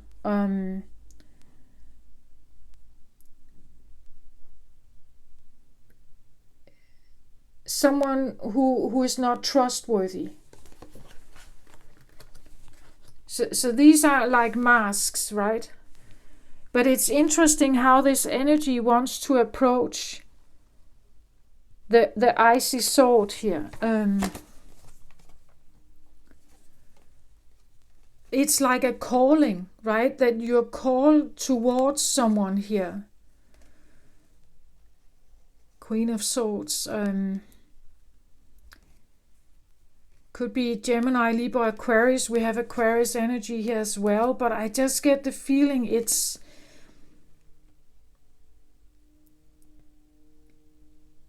this is not a coincidence, right? That this is in a very icy, cold environment, and here we have the same, someone seeing the sword in the frozen ground. Someone recognizing that someone is stuck here and wanting to bring light to it, wanting to bring light to an icy, stuck, cold situation. And coming in with this, like the calling here, I've been called to approach you. I hear you, right? I hear your call. I'm responding to your call. It could even be like, let's say, a police officer responding to some kind of phone call. And someone like, I'm coming to rescue you here from some situation.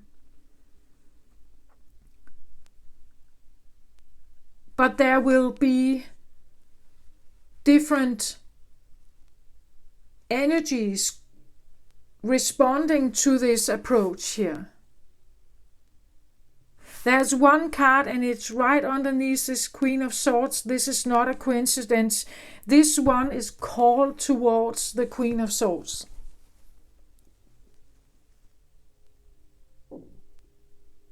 Called to move towards her here.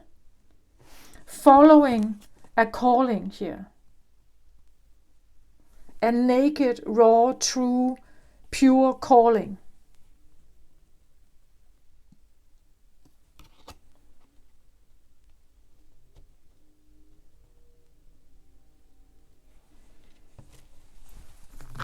Because they know something. They have been shown something here. They know something, whether it's telepathically or maybe you responded to a 911 call. I don't know. It's someone, yeah, it's a calling. Like they are following a calling. Take that how it resonates.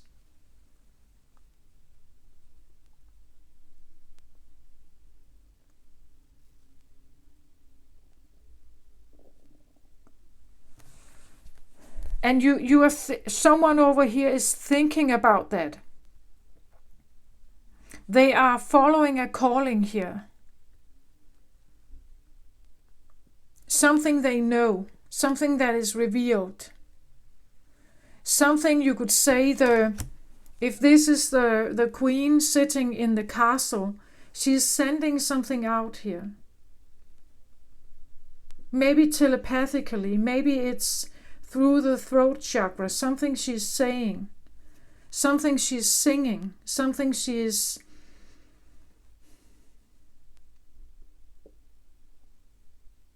telepathically, psychically sending something, releasing something, writing something, singing something, communicating something. And it's like something is wanting to approach here,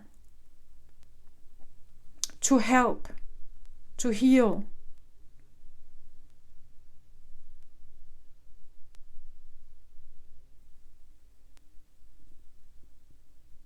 But when it comes closer, it's almost like someone becoming defensive. Can I trust this? Can I almost get the feeling also maybe this one has been really hurting, in pain, suffering, grieving. Maybe she has sent out a call. Maybe she has asked for God's help. Right? Maybe she has made a call. She has prayed that someone would help her, that someone would see her suffering, to heal her. Maybe she has asked for God's help here. Someone may have been praying, sending this out through these channels, right? Sending it to the universe, sending it out there. And someone is responding here. Something is trying to approach. It could be let's say this is the hand of God coming in. I heard your call. I'm responding to your call. I'm trying to shed light on why you are stuck here. I'm trying to shed light on why this is stuck, so that you can get yourself unstuck. So an approaching energy here that is trying to come in. Okay, take it how it resonates. It feels a little far out to me here, but just, yeah. Take it how it resonates, right? Maybe someone is stuck due to another energy that keeps someone repressed. Because he is out and about here in the forest, right? And she is in an ice cave.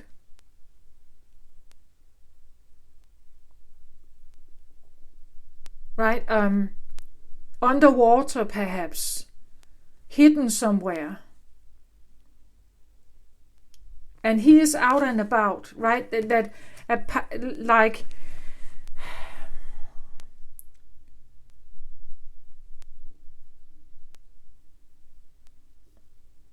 it could be someone who is under some kind of pressure due to another energy here. That I'm stuck here due to something. Both of these things here keep me stuck.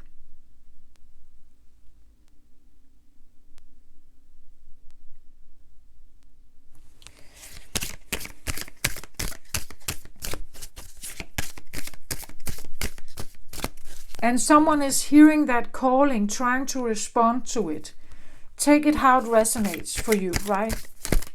But I also get the feeling that when the healing is trying to come in, when the love is trying to approach, when someone is actually responding to your call, hearing you, wanting to talk to you, it's almost like an aggressive defensive wall comes up. If someone tries to come to the rescue of this queen, it's almost like this knight could step in and be very unpredictable and aggressive, right?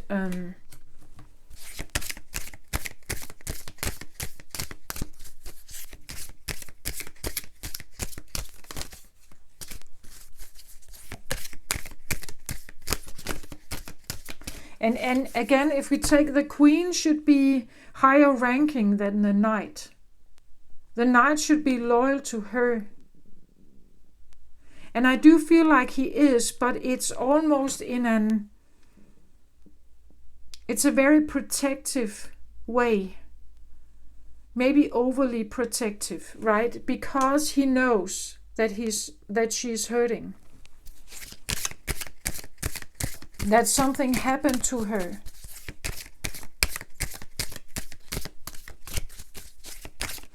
It's not gender specific, just take it how it resonates. It's just energy, right? It could be a little more, it's loyal, it's protective.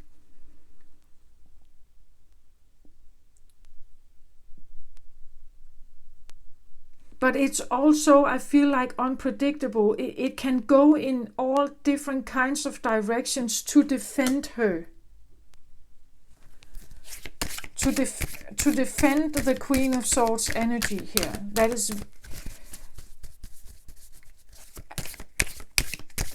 I get the feeling of like frozen in time. At the bottom of the ocean.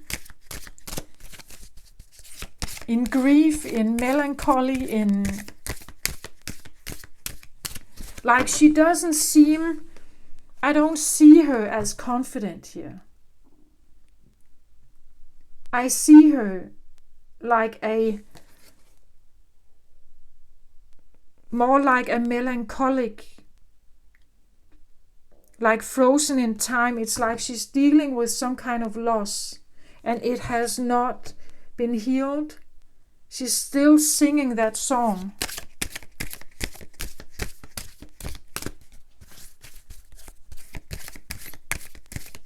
She's still singing that song. And she has some kind of protective mechanism that is unpredictable.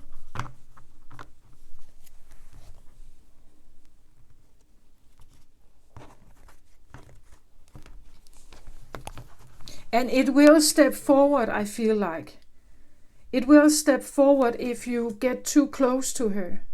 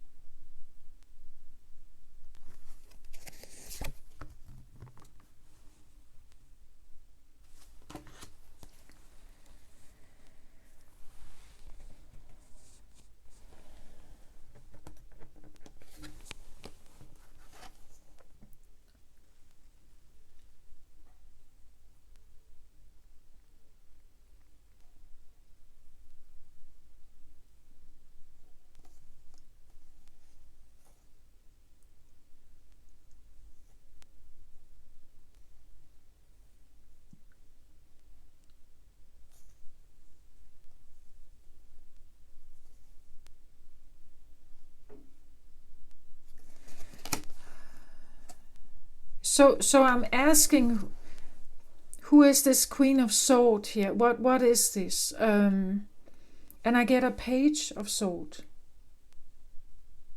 This is even younger. This is like a child. That's what I feel like.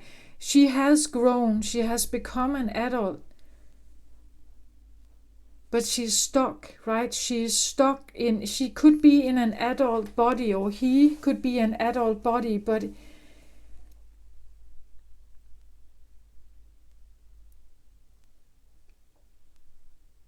still being a child. Like the song that she's singing is the same.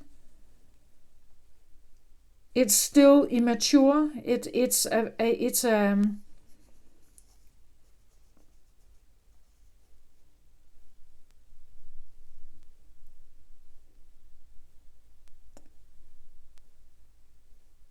it could be someone, I said a widower or a widow. It could be someone who has lost a child. Like, that's why we have the Ace of Cups here, that I saw it as like fragmenting. It should have been a new, beautiful beginning, right? But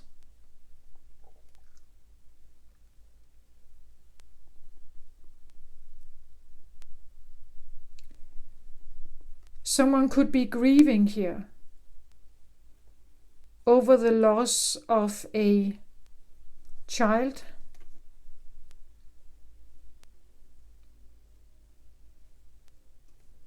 It could be that she is in an adult body, but still feeling like a child. Like the truth here, the sword that she is holding, the sword, the song that she's singing, they are singing the same song here.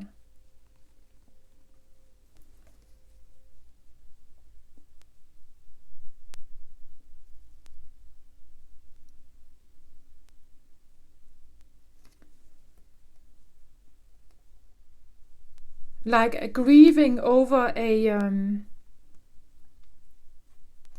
but why I somehow I also get the feeling of like guilt, maybe some kind of guilt.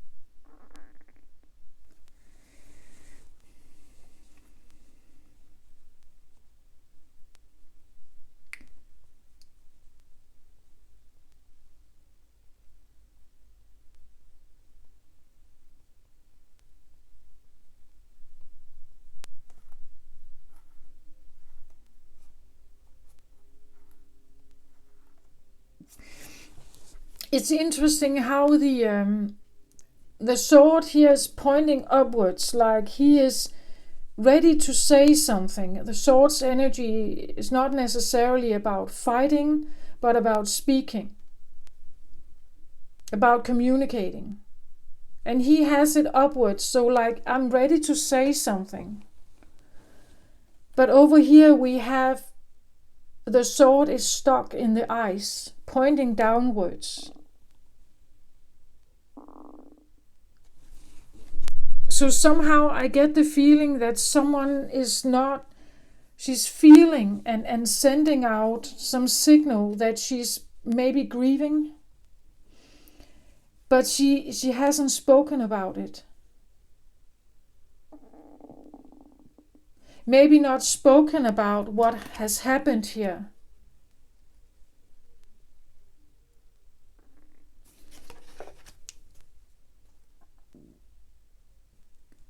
I get the feeling at some point when she was a child, maybe she spoke up about something.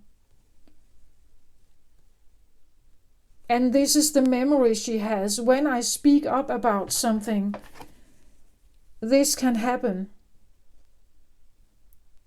Because the card on the left side is usually something about past energy. So if I speak up about something,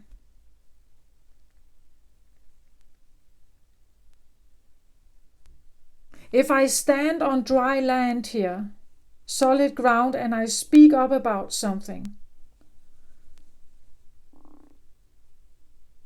trusting the voice I have, trusting the words, my perception, I follow my throat chakra. I want to speak my truth here. That when I do that,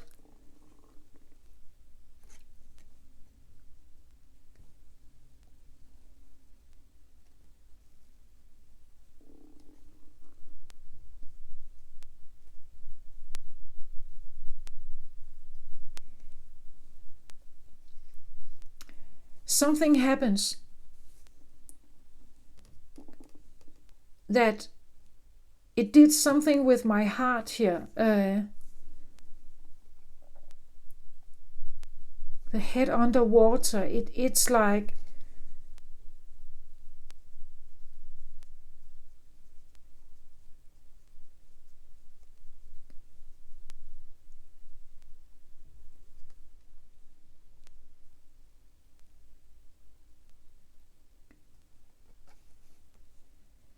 I need a card on this Ace of Cups, please.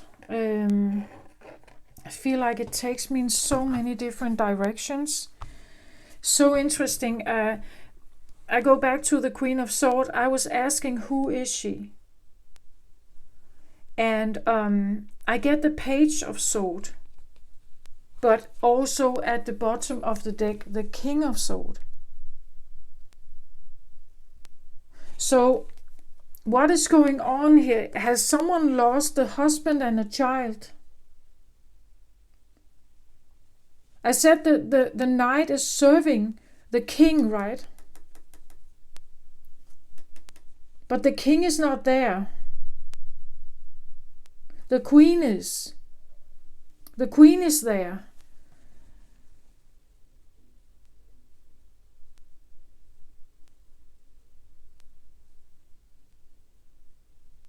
But I feel like when I look at her, I don't get... She is not... the Queen of Swords upright is usually someone who is confident. She knows what she wants. She sits on her throne. She's owning it. She is... she has strong persuasion... strong self-identity. She knows who she is. She is she feels worthy of the throne. But that's just not what I feel about her. To me she feels frozen in time. I have said that before about this card. She feels like she's I almost get like Atlantis sitting at the bottom of the ocean in a frozen cave or something. This is where she sits. Then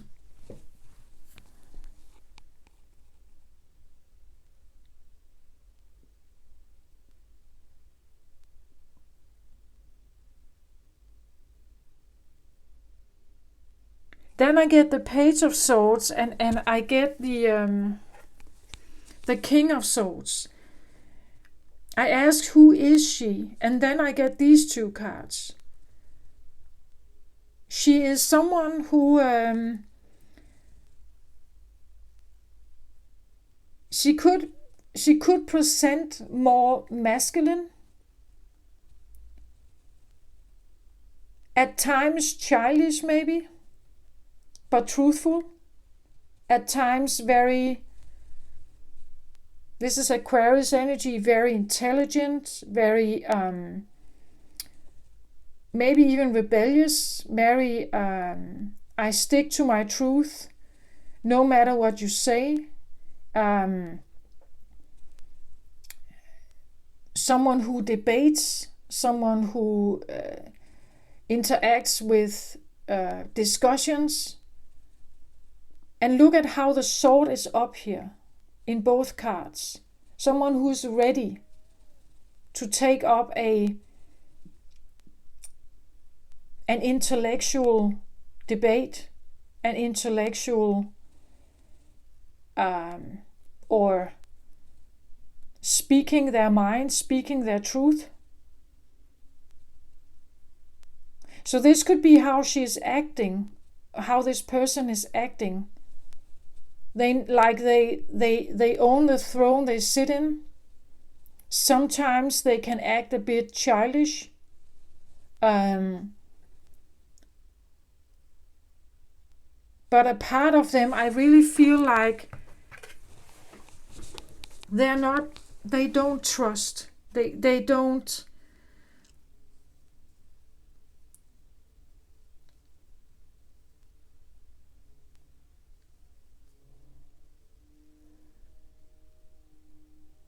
A part of them seems unmovable, like they are stuck somehow. Or they stick with a certain belief. We could even say that this could seem a little more optimistic, sword up, and here we have a sword down.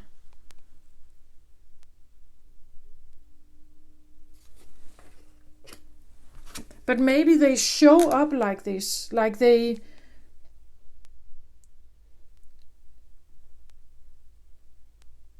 own their sword, can be very, very wise, intellectual, like really good at deciphering things, analytical, deciphering patterns, things like that. And then at the same time, they can be quite childish, maybe.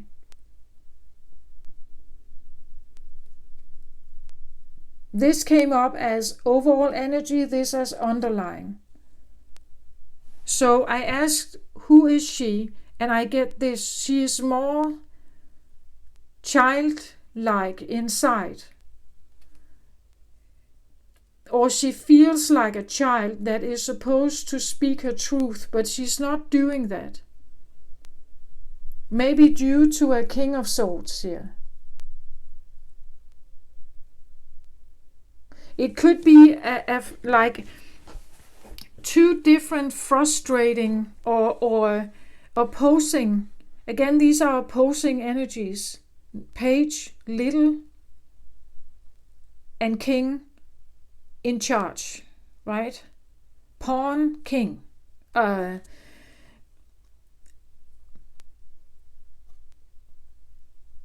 Maybe someone feels like my voice is not recognized.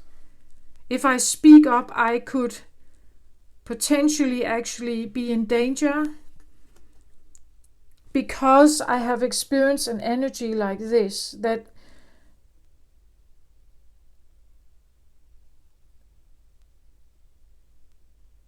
is not listening.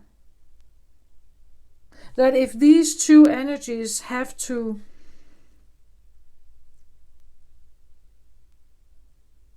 work together, or someone has to give. And I feel like she is the one who had to give. That's why she's not happy, right? That's why she's not and she may be singing her melancholic tune here because of that unhappiness somehow. Can I get a card on the Ace of Cups? This is still puzzling me a little bit. Ace of Cups.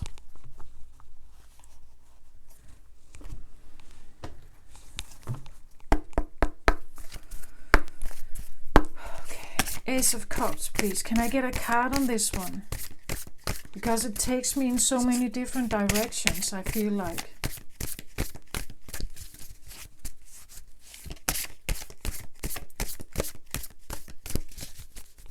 And again, remember, I'm trying to look behind the veil here.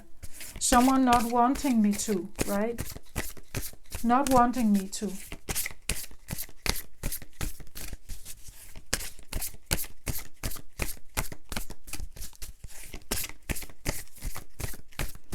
There could be a split feeling of needing to be very responsible with this and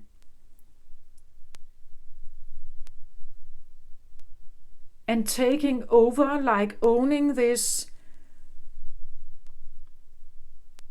like taking over the throne, right?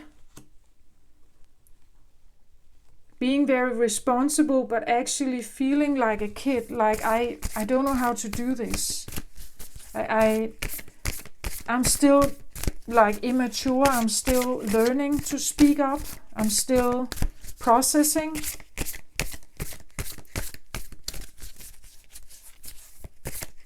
And everybody wants me to be this king, but actually I feel more like I don't know, or I don't know enough, perhaps. Or if I speak my truth, if I actually speak what I want to do,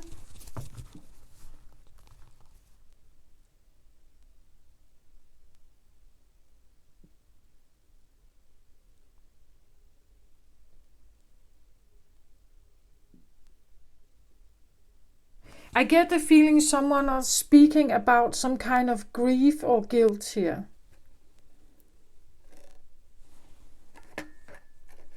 And somehow I also get the feeling it's eating them up, like it's burning them, right? It's something that is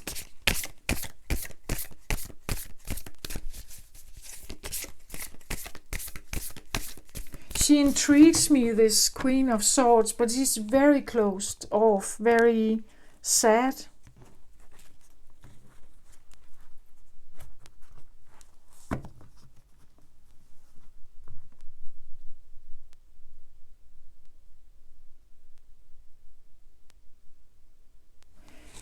Okay. Ace of Cups here. Fox.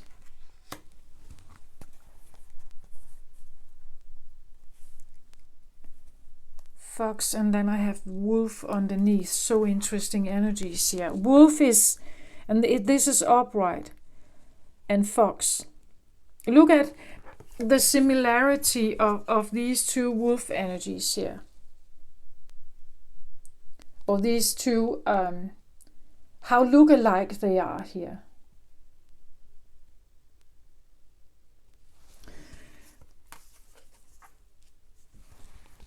They're both upright, which is a good thing. But so I get overall energy for the Ace of Cups is Fox. Fox is a partner. I hear in crime. I don't know, but a partner.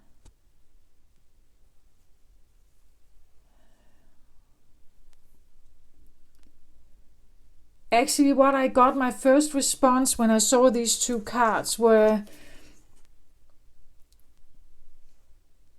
underlying energy would be that someone felt that they have met someone who could be there all ever after. Someone very reliable, trustworthy, very strong, someone who works for the longevity of the family, someone who cares for the little ones, someone who can be like a protector, someone who can be a trustworthy protector and partner here.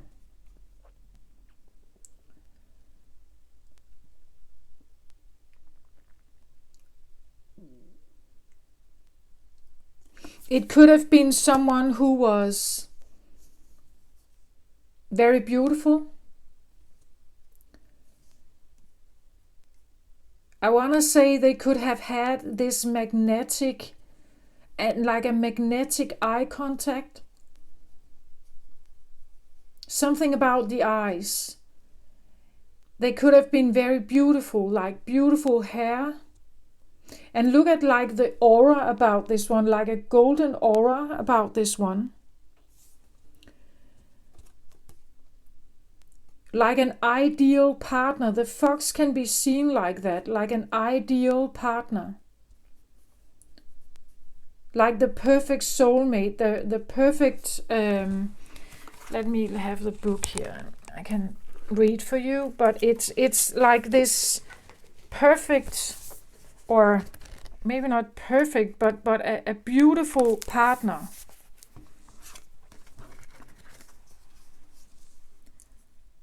A smart, strong partner or mate, a wise teacher. The fox is an enchanting creature with plenty of mystique to go around. Fox personalities are skillful in business and also make great teachers. They are quick to learn and adapt well to new situations. Foxes are ideal life partners, and they commit to relationships for the long term, and their natural charisma keeps things exciting. Fox energy helps us stay true to those most dear to us. When this card appears, reconnect to those you love. Foxes don't do well if they slip away. So when this is in balance, it's a magical, ingenious teacher, monogamous, beautiful life partner.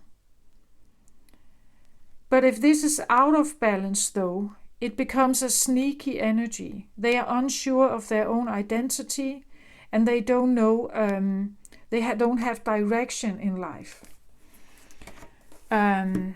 So an unstable, like this energy. As I said, it's unpredictable. It goes where it wants to go. And this one doesn't really feel like it answers to anyone but whom they have sworn their oath to, whom they have chosen to be loyal to.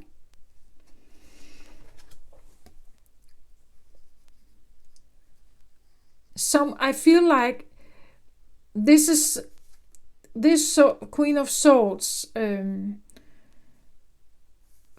felt that they found an ideal life partner here with a golden aura, right? They were beautiful, they were handsome, or whatever. They like this instant eye contact, the feeling of something very stable. It's earth energy, very stable, solid, very wise teacher. Get Virgo energy with this one. Please have a look at the Virgo reading also. I said something about not ready yet. It's don't push. Yeah. Okay, have a look at the Virgo reading also. But something happened here clearly. Maybe it was like an overflowing love, like you felt this crush on someone, like like your heart exploded, right? This exploded of like this golden love situation. How the matching colors here of this feeling of like an overflowing love connection.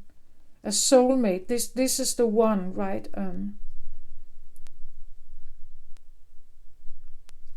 But why is she sitting like this, though? I get the feeling this, maybe it was not like that. Or it didn't turn out, maybe it started like that and ended the other way. That someone seemed not to be truthful or stay. Someone who betrayed you, broke your heart perhaps. Or maybe you lost them. Someone you thought dearly of and you lost them, and this is the grief that you feel. Because I only have one cup here. And still this feeling of something underwater, something hidden. Maybe it's, again, a love you have for someone, but maybe they didn't reciprocate it.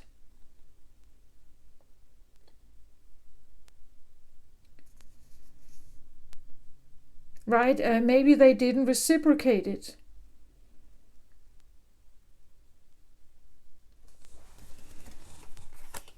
I said something about what happens if you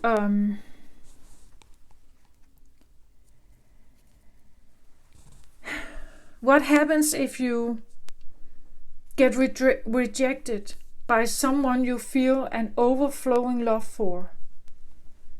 Something about an eye contact it's like you just knew something here. Beyond the veil, knowing something. If they rejected you, you would sit like this, maybe, frozen in time, singing the same song of unrequited love, maybe, of broken heart.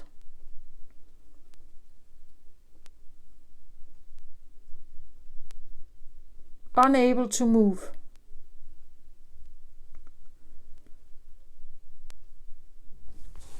Wolf energy as underlying. Also earth energy here.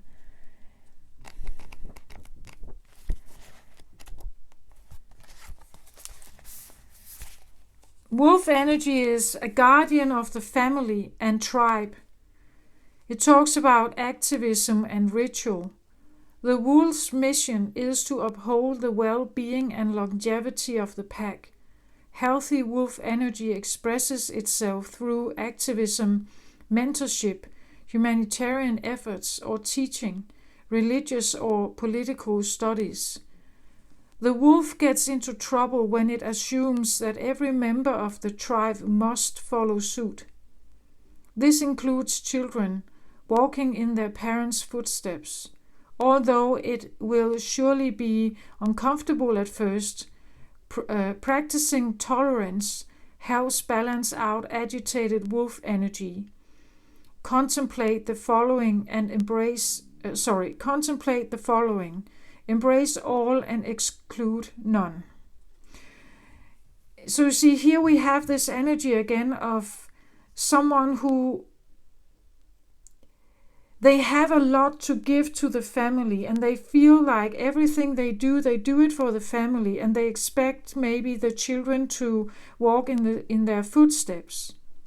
Seeing them as a leader, seeing them as an icon or a role model. Expecting the same in exchange.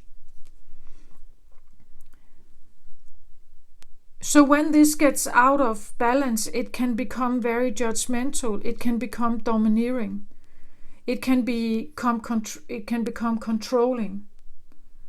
And maybe this is what happened. You saw them as someone here. This queen saw this one as this beautiful life mate. Someone who could be a strong life partner. And maybe you felt this overflowing love for them. But underneath it all, they are, I feel like they were, or they are. But at the same time, they also maybe have an inclination of, or a stubbornness, that wants you to follow suit, right? That wants you to be like them. And if you spoke up, if this energy here spoke up about it, spoke their own truth, maybe this fox became sneaky and manipulative, right? Domineering and controlling. It was no longer the beautiful love connection here.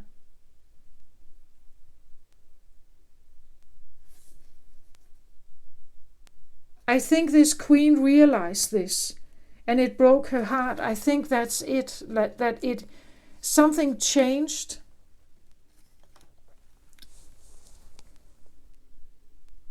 And it, again, the fragmentation here, it broke the heart of someone. Something that should have been this new love connection, Ace of Cups, a beautiful new love connection, showed itself maybe in the beginning as beautiful, but if you didn't follow suit, if you didn't stay beautiful, if you didn't go the same direction as them, it would, well, this can be a father energy, right? Maybe this one has been influenced by a strong father energy that wanted things to be their way. That could be a King of Swords also. They can be quite stern, quite set in their ways. Like they don't give in unless you have a really good argument, maybe here. They keep their sword up, their truth. They keep saying the same stuff. They keep projecting the same dogma or religion, or they keep upholding the same wording here, the same message. Maybe you realize that someone is maybe realizing here that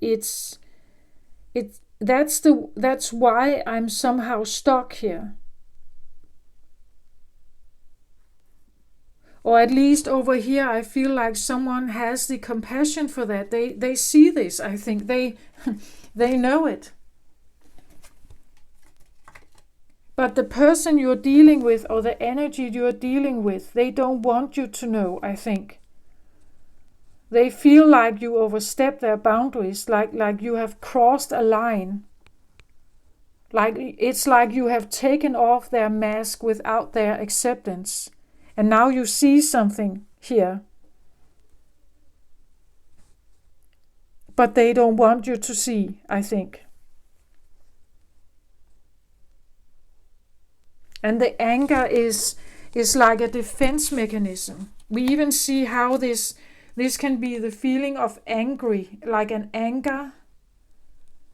The colors behind him, the darkness and the fiery colors, right? That there's a darkness growing behind something that seemingly should be interested in the longevity of the family, like something is underneath it.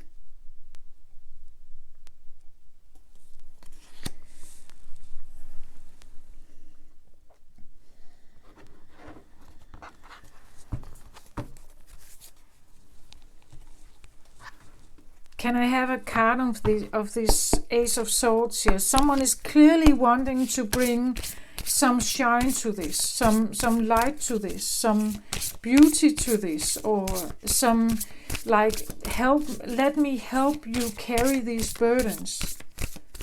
Like taking some of the pain almost, or allowing you to see something about the stuckness of this sword. It's like a calling to do something for someone else who's really hurting, because you know that they have potential, maybe that you have seen that they have potential. The reason why they can't live up to the fox energy, why they have shifted the wolf energy into something else, is because they are hurting. But basically, if they would be healing here, they would have the wolf energy. They would have the fox energy.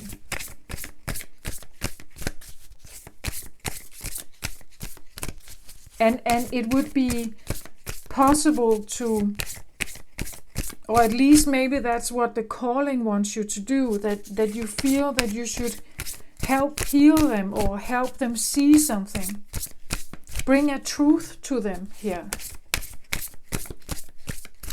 That you should speak this truth to them so that they can see why they are stuck. Why they are acting like they are doing. Why they perceive the world as they do. Why they are not believing in themselves, why they are not taking action, why they feel frozen, why they are stuck in time.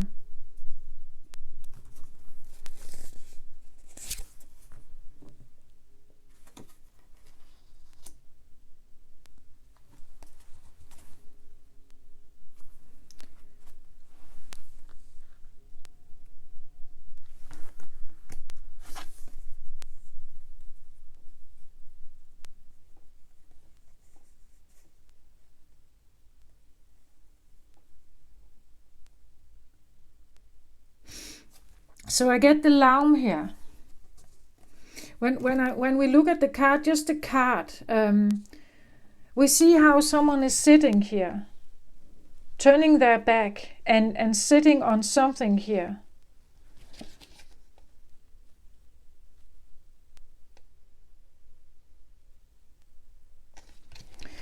I see this as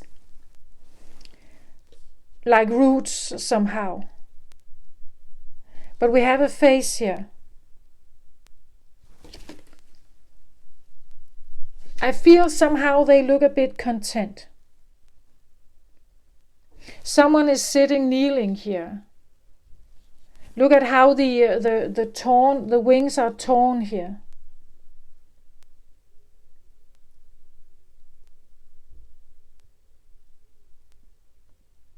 I get the feeling of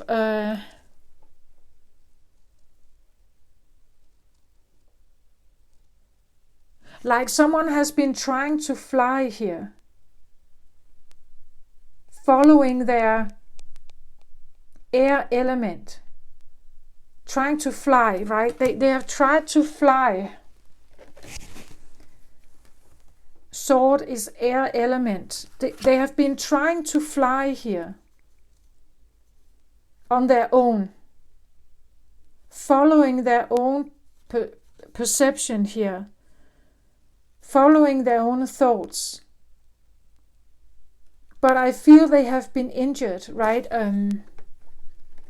See the broken wings here, like the broken wings of a butterfly, right?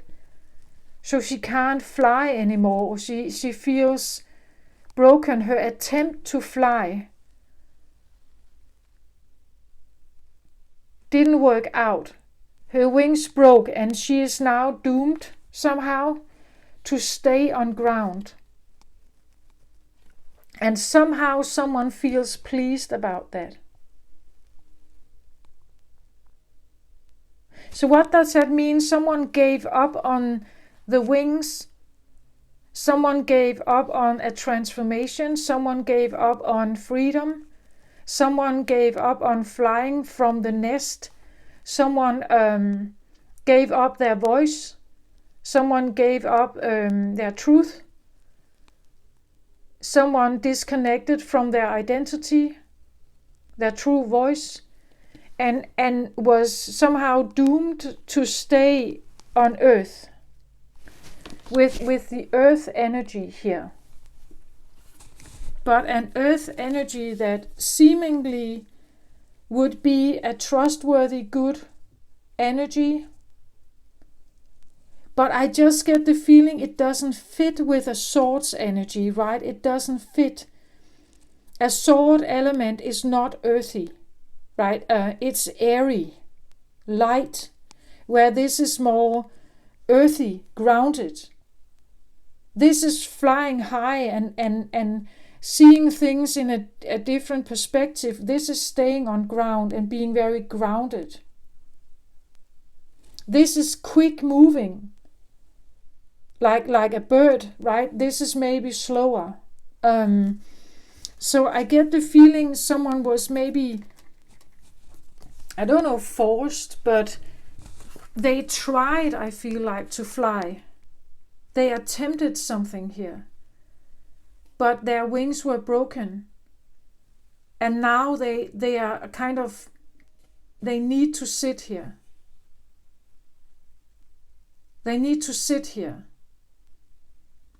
And we see how she's almost daydreaming, looking towards something, fantasizing about something, maybe reminiscing about something. And then this, whatever this is here, I saw it a bit like a big bumblebee, like someone that wants to come, like the, oh, interesting, how my fingers were behind the, all my, like coming in here, like poking this one on the shoulder. Hey, I have something to show you. But almost doing it like the back door, like doing it incognito, not visible somehow, doing it incognito. You get my point? Like someone is coming in here with some kind of knowledge. And interesting, I saw it as a bumblebee, and the bumblebee does something that shouldn't be possible. The bumblebee, or bumblebee is too big to fly. It should have bigger wings. It's flying, but it shouldn't be possible that it can fly.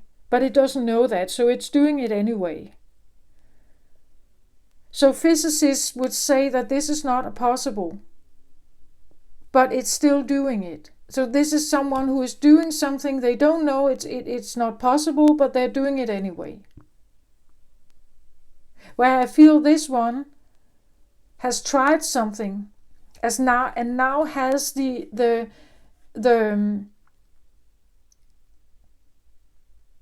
perception, the conviction that, but I've tried it already and it didn't work out, so I can't fly. But this one is saying, almost incognito, something is coming in without you knowing. Maybe it's coming in your dreams, or it's something that wants to talk to you, or again, like having a contact here. It wants to shine light on something that you feel is stuck, that your sword, your wings are stuck in a frozen, look at this, a cold frozen ground. Not a fruitful earth here element, not a fruitful earth element, a frozen ground, cold, harsh, frozen ground, domineering, controlling, harsh. You see, like, but someone is seeing this and they want to come in. They want to come in incognito almost here and tell you something. Tell someone something here.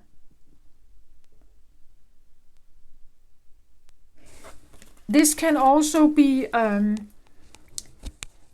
like if you try to work with your subconscious mind. If you know that this one is sitting in your subconscious mind, but you have an ego defense standing here, you cannot pass this one. That is a conscious defense mechanism. If you try to bypass that, as I said, like incognito, you're trying to doing it without someone noticing. This one shouldn't notice, right? Maybe this one shouldn't notice either. You're doing it like, as I said, like incognito, coming in from behind, like using a back door. This could be someone working with their subconscious mind through hypnosis, trying to do something that is not a direct approach, but doing it like indirectly, like approaching from like behind somehow. Take it how it resonates. It can be someone who is literally cornering someone. Like, again, as I said, like attacking from behind, someone feeling like they are in a ring of fire. No matter where they go, they are trapped somehow, right? That this energy that wants to escape, that wants to be unmovable, unmutable, this energy that wants to be fixed, like the King of Swords here, a fixed energy that doesn't want to give,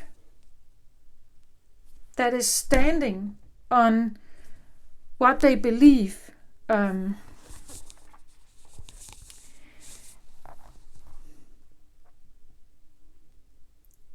So you are trying, I feel like, if you're working with your subconscious and hypnosis, mindfulness, all this other kind of approach towards your subconscious or unconscious mind, it's like wanting to poke at something that doesn't want to move, that is fixed.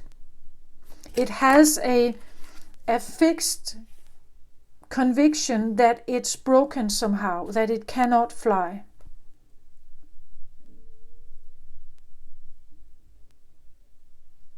That's my interpretation of the card. I'm gonna take the book just to get the Laum here. But that's what's the first thing that got to mind when I took the card.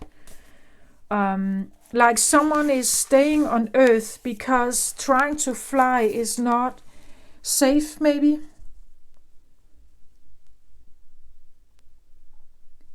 Trying to speak up and speak my mind is not safe.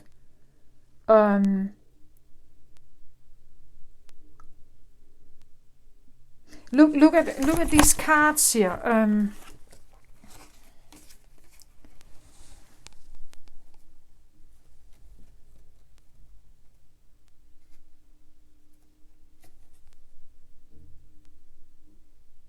Someone is sitting here. It's not necessarily all dark, but it's also not very shiny here.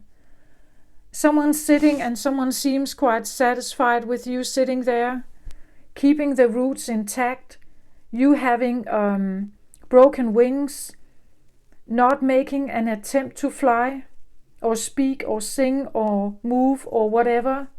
Fly from the nest, attach yourself from the roots maybe. Someone is stuck with that somehow.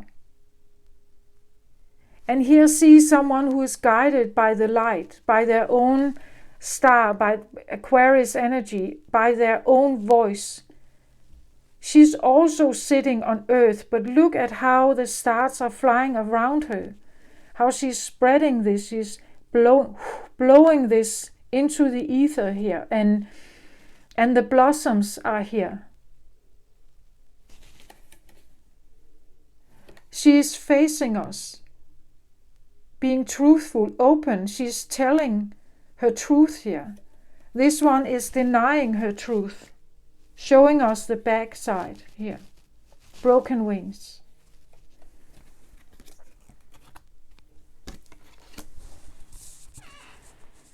But I feel like something or someone is poking at you or wants to come in and help you. Maybe you have asked for this help. Maybe you really want this help. The Laum talks about unconditional giving and unconditional receiving.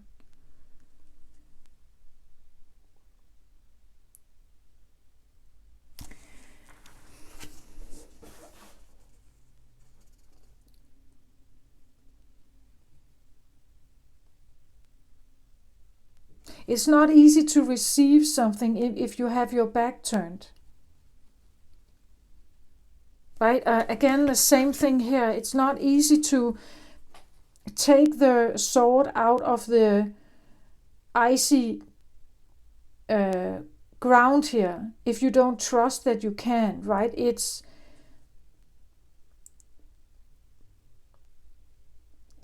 as the humblebee, if you don't believe you can fly, then you can't fly.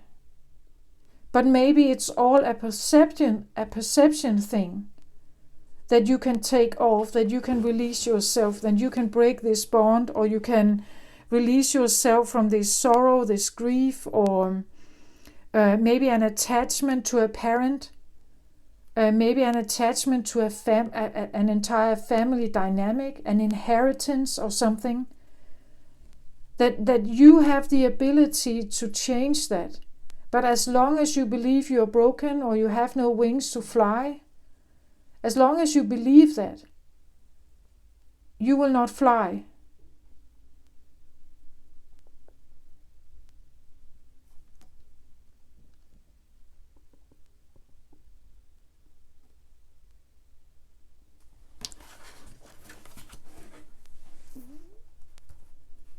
If you want the help of the divine, if you want the help from someone outside you, if you want the knight in shining armor coming in and rescue you, you have to be open towards it also. I say this because I really feel this is a message from the cards here, but I myself do not necessarily find this easy. If you feel like you have had a broken heart, it's not necessarily easy to open up again. I'm just saying that this is what I feel like. An approach here that is telling you have to open your heart. To be able to get unstuck from this icy ground, you have to open and allow yourself maybe to be helped, allow yourself to let someone in. This is what I feel like the poking is. Maybe this is the approach, but I want to help you. I come with good intentions. They are maybe a bit raw, but otherwise I won't get your attention. I'm telling you, I want to help you. Will you allow me to help you here? So maybe the question is, will you allow someone or something to help you here? To shine a light on something? To allow you to see things in a different way? To change your ways? To change your fixed ways of thinking here?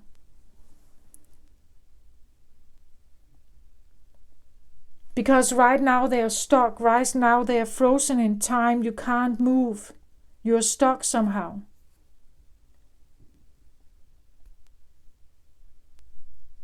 Your Page of Swords never got his wings. He never learned to fly, I feel like. A part of you never learned to fly. You were maybe told that you couldn't fly, that you had to stay on ground. I was very drawn to the idea that he's standing on this solid ground here. That he should stay there somehow, that the ground was important. Stay with the family, right? Don't take off.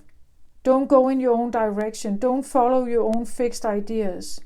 You have to stay, right? And do the same as maybe the parent or a lover here, someone here.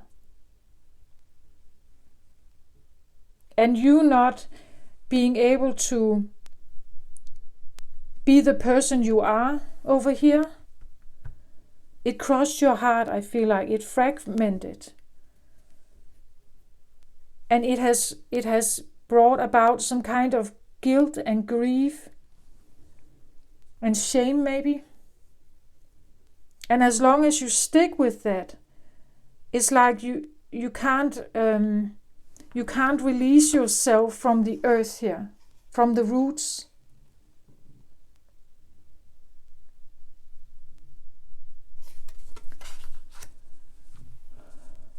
So you need to turn around, right? You need to turn around, allow yourself to receive something here. Trust in your guidance, in your own sword. That's what I feel like. Something is wanting to come in here and poke you to get to see that. Yeah, if you are stuck or blocked in a situation and the alarm turns up in a reading, you probably need to stop focusing on what you are trying to accomplish and simply give to others freely and generously and unconditionally. Try a few random acts of kindness, unconditionally giving, of course. Go do some volunteer work somewhere. Mow your elderly neighbor's lawn, or take homemade soup or some flowers from your garden to someone you know who is ill. Give some help to a co-worker just because they need it. Give to a needy stranger, whether or not you think he deserves it. Take flowers into a hospital and give them to a stranger at random, or give them to a nurse with compliments from the universe. Give a bit more than you think you can afford. Go a little further than you think you reasonably can. Empty your wallet or purse of all your cash for a beggar on the street. Don't worry, it will fill up again, much faster than you might expect.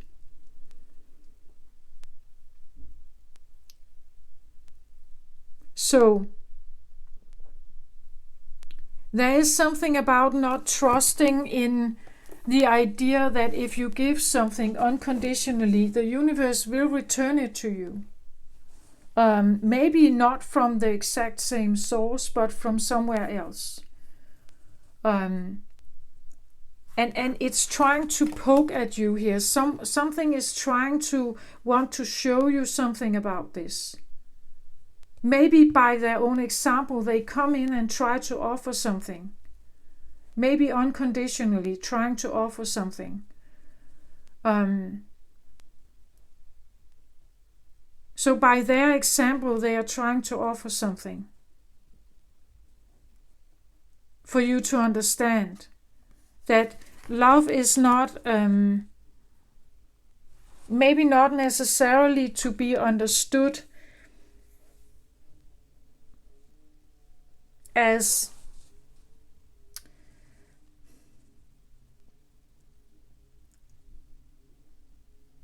it's an exchange, I feel like, but it's not necessarily a conditional exchange. So it, like, if I give this to you, you give this back to me. Sometimes yes, sometimes no.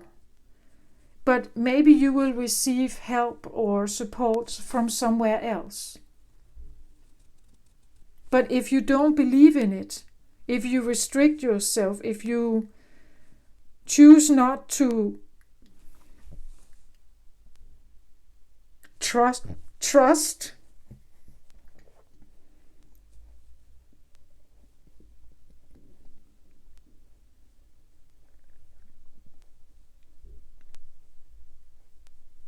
you are closing the doors around you more and more.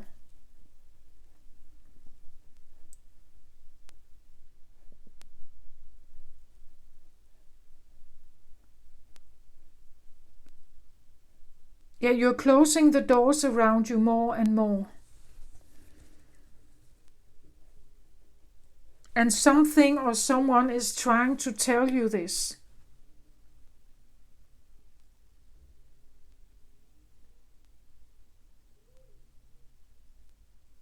Maybe they show up as an example, right? They show up and maybe they just give you something. They tell you something. They show you something.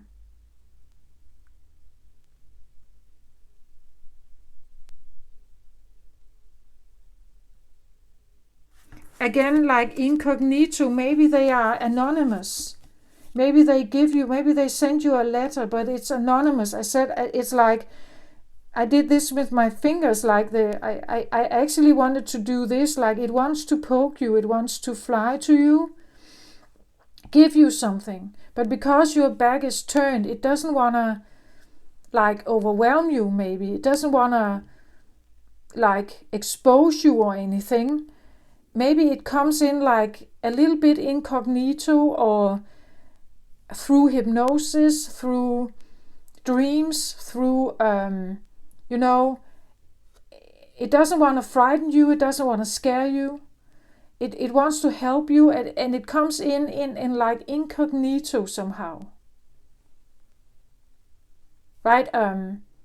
Maybe through the ethers. Maybe it's an anonymous letter. Right? Maybe someone is simply sitting and trying to hold loving space for you, thinking beautiful thoughts about you, right? They're trying to evoke maybe an opening or a positivity, giving something to you. Or at least that could be the example, that you give something, but again, this energy doesn't expect you to give something back. It's important that it's unconditional, right? Maybe it's you who is trying to do something. You give something. You send an anonymous letter. Or maybe it's just like an encouraging gesture, right? That you do towards someone who seems stuck. That you do it anyway. Sorry about the mic here. That you do it anyway. Show up as a good example, and you do it anyway. Even though you know that maybe this one is still being stuck here. I'm still I keep shining my light somehow.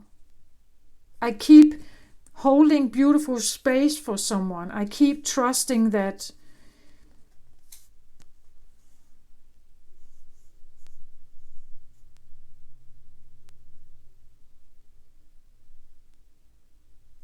I keep sending love towards someone, but without expecting necessarily anything back.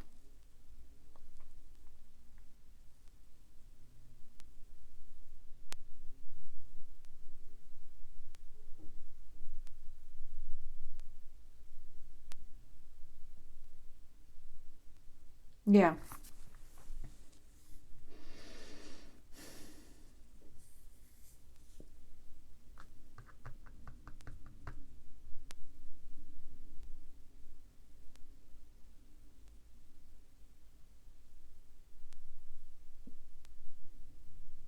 Look at how this one is sitting in, maybe they sit in a totally different place, like a different country or around the world. They sit in a different place. Maybe they hold this beautiful energy. They just send it, right? They're blowing it like, I send you my intentions, are good intentions. I send you this beautiful, loving, healing energy. I do it with the highest guidance that I have with me. I send you the love that I can. I trust in you. I send you this. And I sit here with like open body gesture and with like an abundant, beautiful, fertile ground here. I try to sit on a fertile ground and I send you this, right? I send you something here.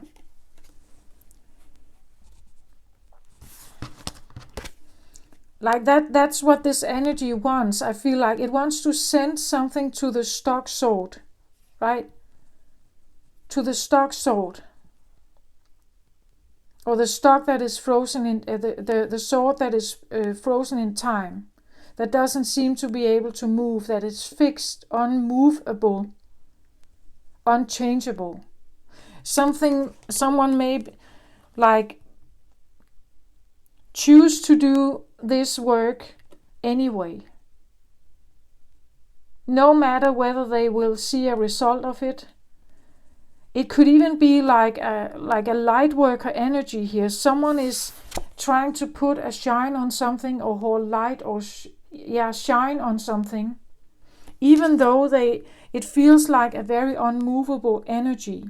Trying to do it anyway, knowing that maybe I will not see any result of this. Maybe nothing is coming of this. Maybe it's not coming in my lifetime.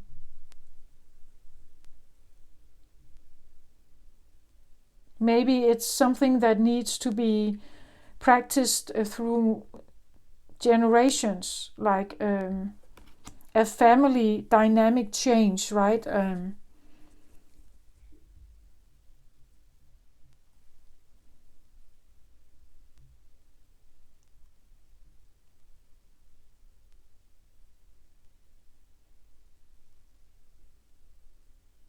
Okay, I feel like this is what I have.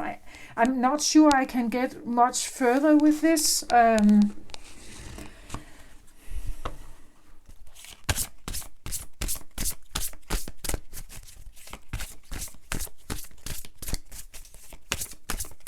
Can I have an advice, please, on this situation here? Because somehow I get the feeling that it's almost like something is approaching, but it feels like it's pushing this energy, and it doesn't like it.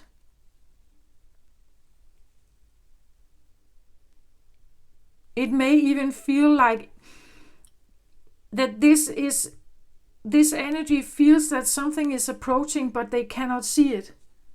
Again, like this strange feeling of incognito, like anonymous, hidden, maybe secretive or something. It's like it's something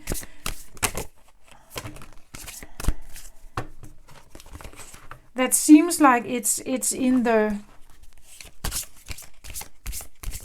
maybe in the shadows. Like in the shadows, or something unperceivable. Not, again, someone here not trusting the shadows.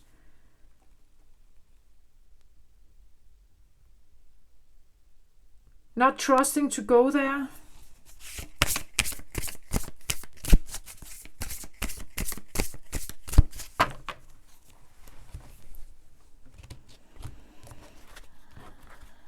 Okay, so let's have an advice card, please, here.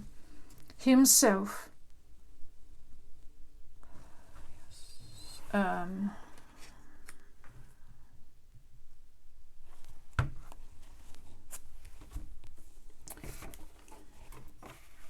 The Himself card can talk about, well, a masculine energy. It doesn't have to be, though. To me, it can also talk simply about the self card. Like, again, as I said, the soul could be approaching the ego. Like the himself here is simply a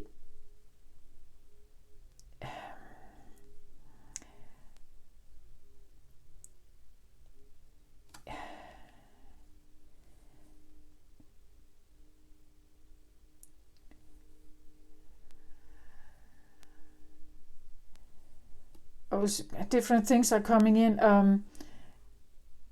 But it can be a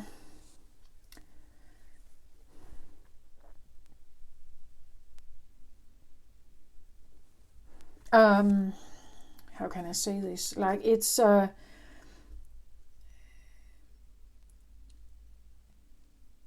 it can talk about a masculine energy, but it can also talk about simply the self of us.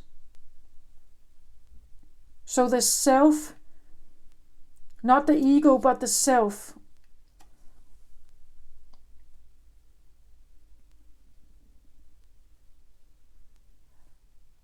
Like, what is the self? I have to explain this. I get so many things here. It's like, you see, I try to explain this. In this card, I was shown something about the third eye and the throat chakra. Here we elevate it further.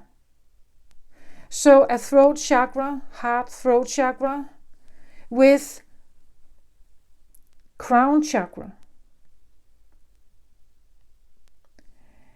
and third eye.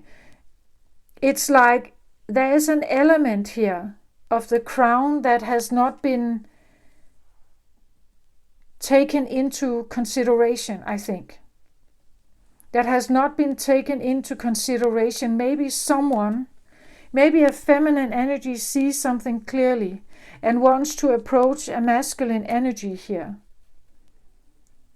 Because they know that the true calling, the true self of the person hasn't manifested. They haven't woken up to that. But you can't force someone to wake up. You can't force someone to do the healing. You can't force someone to go there. So we have to ask ourselves, yes, seemingly I want to help someone.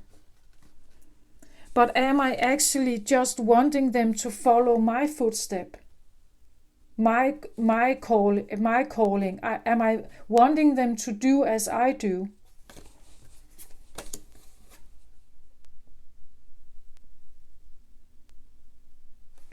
So if I step over their boundaries, am I then the controlling one because I feel like I'm called by God or by the divine? But what am I actually doing?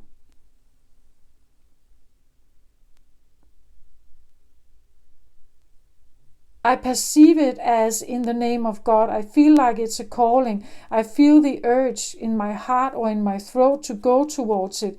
But is it truly the right thing to do?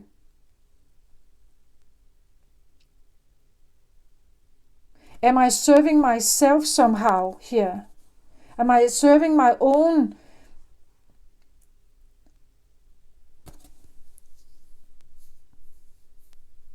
ego? Am I serving my own ego by doing this?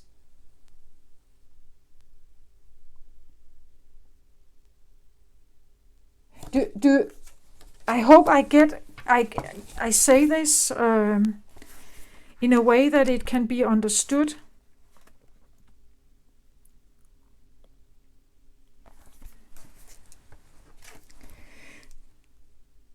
The Himself card talks about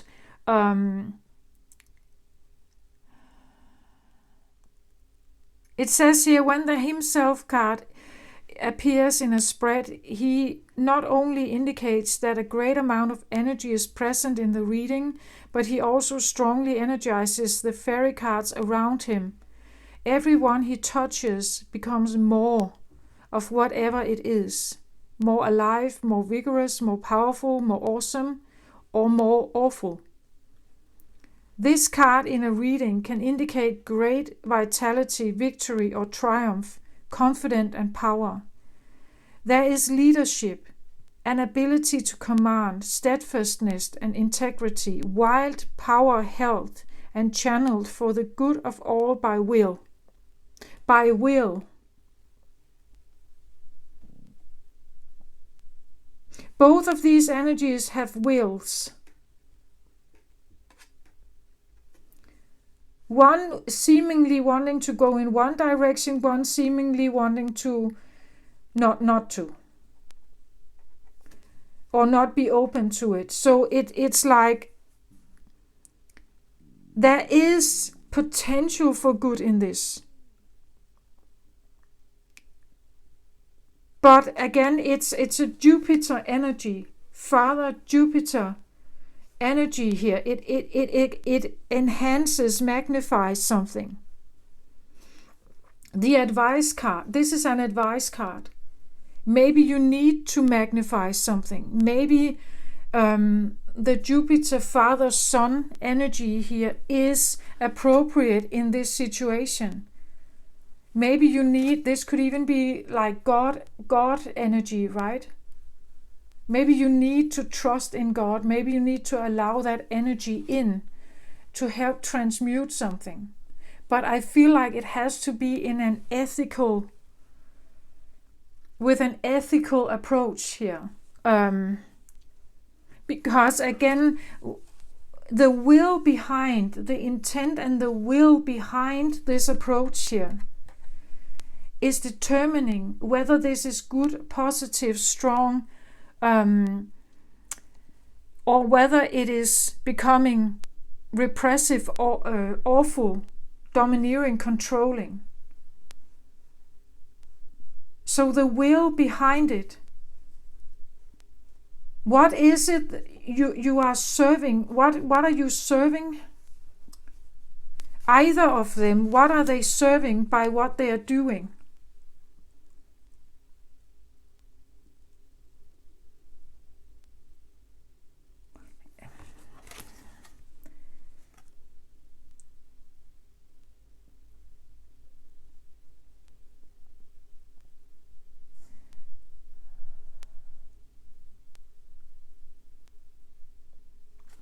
Look at how he has the star on top of his crown here, and the smaller stars around him, like this one here. I feel so truly someone is very strongly believing that they are making the right approach here. I just get the feeling that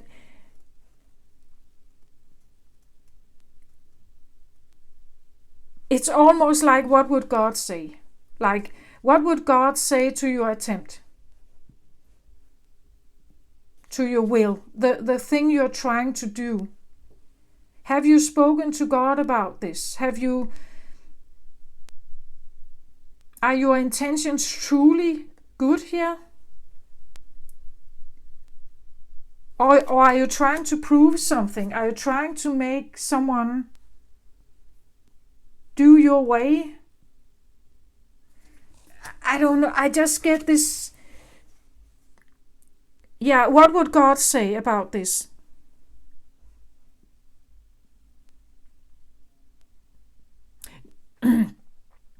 Known as himself, this Sith is a guardian of both the hunter and the hunted. I said that in the beginning, didn't I? He finds no conflict in that, because he understands the many necessary balances of nature, the living bond between all life. Himself is the breath that moves, the atom that dances, and his magic is in pure being, living, loving.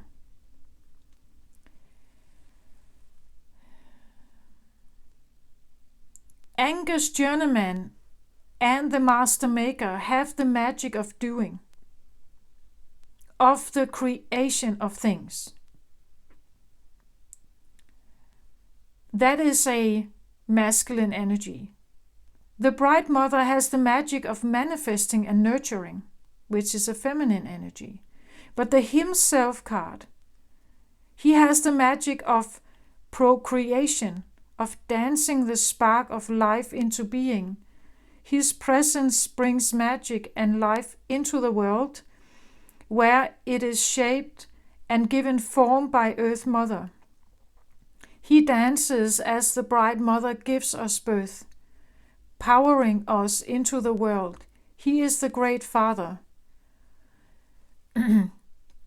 He is the Great Father.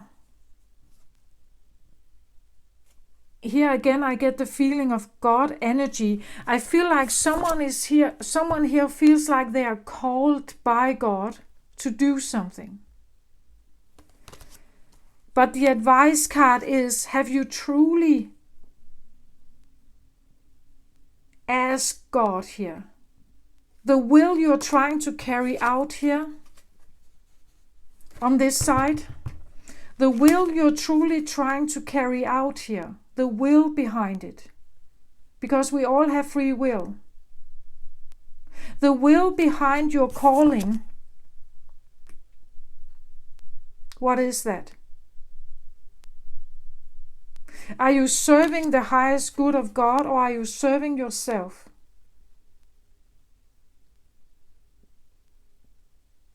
You're standing in the midst of creating something, as I just read here. He's not the mother. He's not. He's the great father in between, observing, right? Observing. He's right in the middle here.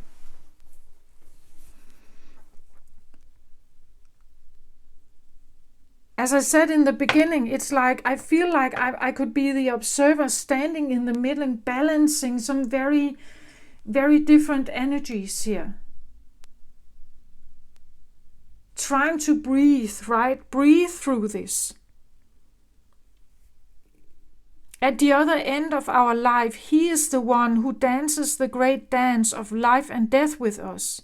As He is the one that dances the life of spark of life into being.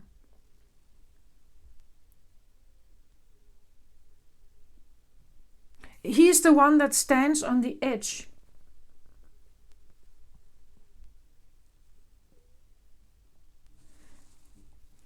In between, right? And it is Himself who, when the piper plays his lonely call on the wave-swept shore of year's end. This is so interesting. It is Himself who, when the piper plays the lonely call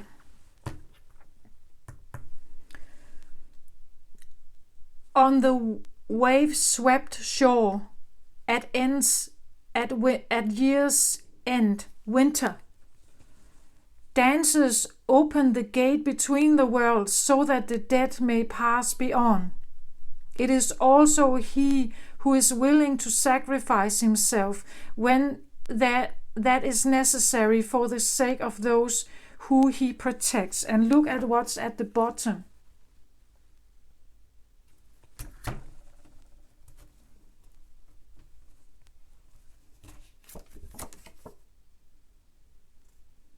Theum, the poet. The poet.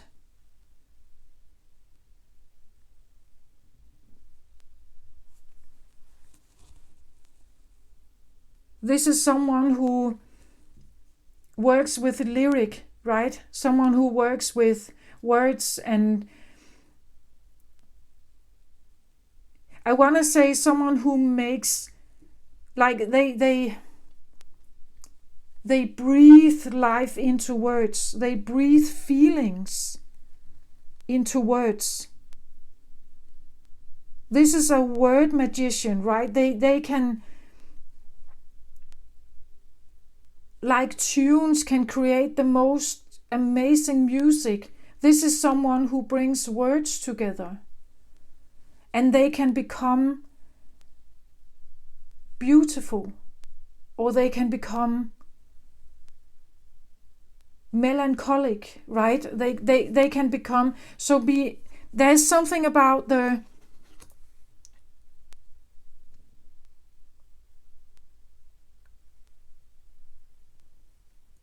word, like a word magician. The word, there's something about the words here. The words you speak, think, determine your life, right? It determines how you think.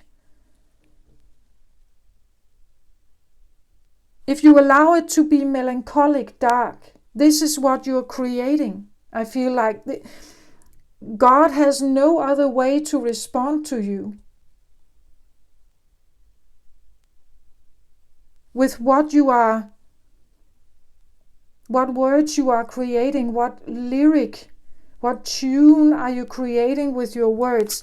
This is like the way a poet uses the words.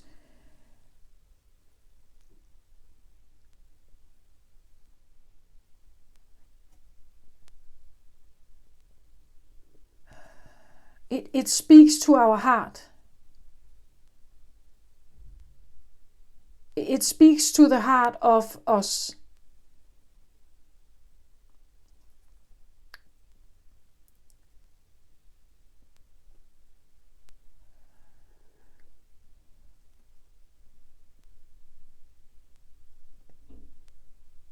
Whether it's the pain or the joy or the love or the crush, a poet has a way to exactly nail that, right? They are nailing it.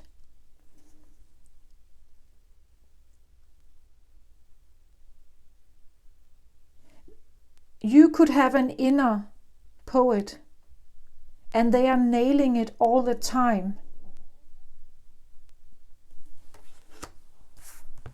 They are nailing it all the time. The sword could be like the nail. But just be careful that the wording you have here in your heart perhaps is determining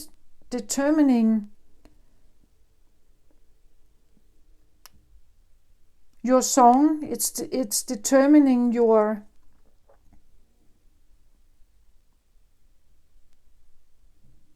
Now I get something like the nail in the coffin. It's like it's unmovable unless you move it. Like unless you change it, you stay on the same track somehow.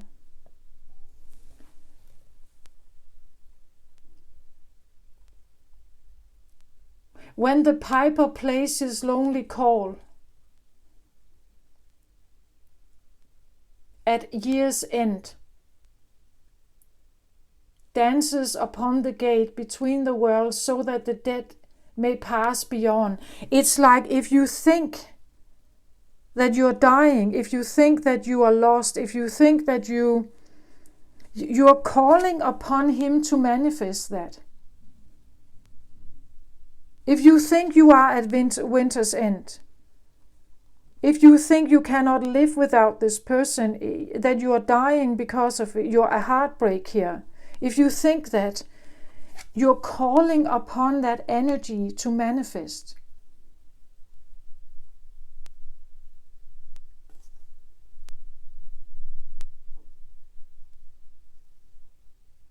If he hears it, right? If he hears the song, the lonely call,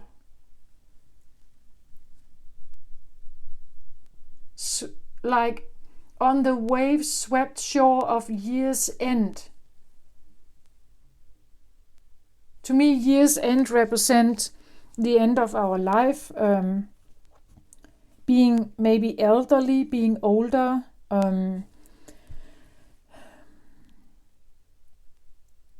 feeling that the energy is leaving your body, feeling that the energy is like you're stuck somehow, maybe trapped in a body, you can't move it because you have it's broken somehow. You as I said, something about when a star is losing its power, it will become a supernova. It's the last resort to survive, right? We could talk about an elderly losing their power, losing their dominance, losing the status in the family. Everything is crumbling around them. And they feel this anger, an anger about not being able to do anything about it. Maybe feeling an anger towards God. But I just get the feeling that the song you sing at the year's end,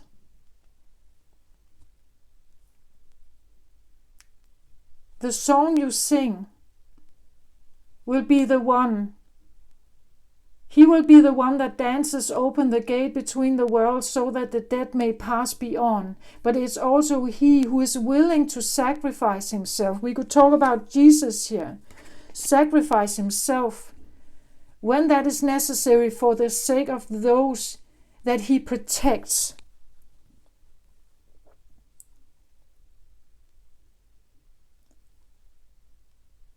So he sacrifices himself for someone to stay.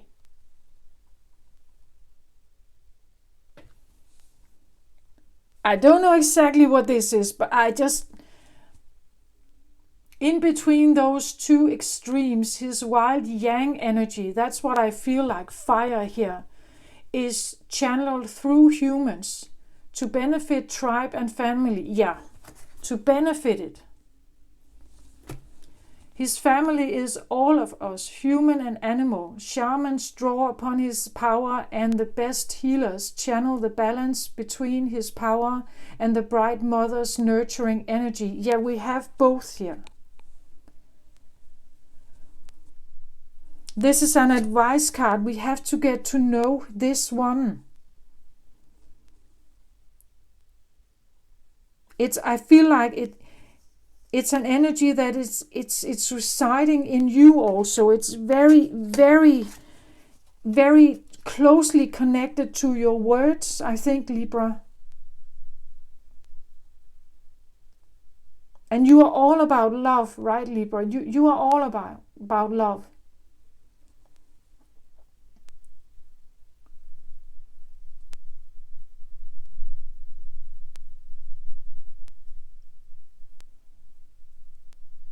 Even as our hearts beat within us, we learn to mediate the life force through joyful being and action, expressing those power through healing and love and trust. Then we become more like himself. I feel like it very much talks about a balancing act of that you need some sugar with the sour. Someone here is experiencing very sour, very dark, angry energy, and this one is wanting to present love and trust and care and beautiful beautiful flowers here, and there is a dialogue. There is something about if we can see how this balance works, that I get the feeling that someone is like trying to bend the elements or something, like not accepting the poles, the opposites of something, resisting something. And it just puts even more pressure on a situation, I feel like. I hope I get this somehow right. It's I feel it's so much bigger than just one person to another. Like a God calling, right? Maybe you feel like God is calling you, but you don't want to die. You don't want to have the ego death. But your soul is calling you to transformation. Do you get my point? It's like something like it's not something that a normal human can control, I think. This is beyond that. Feeling called by something. Wanting to do the right thing, following your calling, feeling you're following, you want to go towards the light here. But feeling scared about it and maybe angry, like I'm not done, I still have things to do here. The ego, if this is an ego soul thing, I feel like it's the ego still says, but I still have things to do here. You can't not just abandon me, you cannot just let me go. I've been serving you so loyally here. So an anger is here, right? Like a last resort, anger. Someone is close to a supernova or an ego death or something here.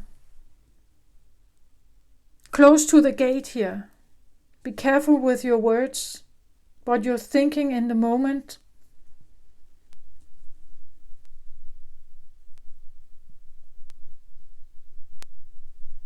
Yeah, I don't know if I can get any closer to this. Again, I feel like I'm dealing with some scorpionic energy. It doesn't want me to look somehow. This one is very open, this one very closed. Opposition.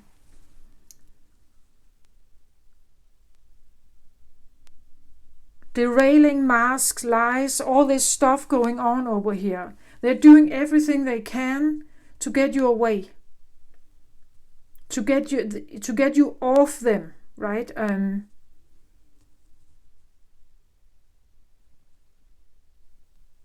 Like the hunter and the hunted. They become more and more unpredictable in how they are going to react.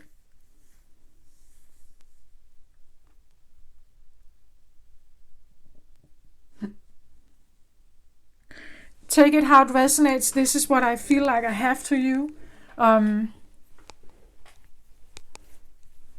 Maybe I feel like there could be something about this energy that we haven't,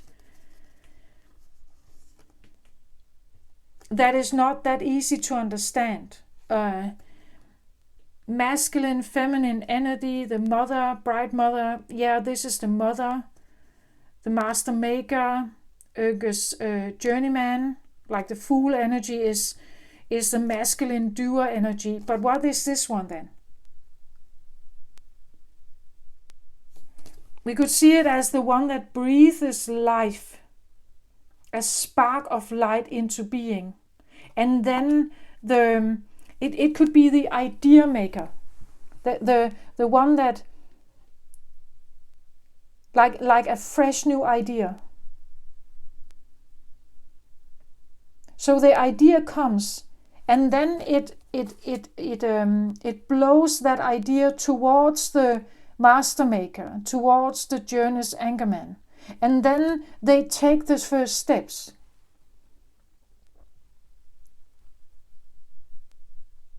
And when we come at year's end, at winter time, and when we are no longer supposed to be here,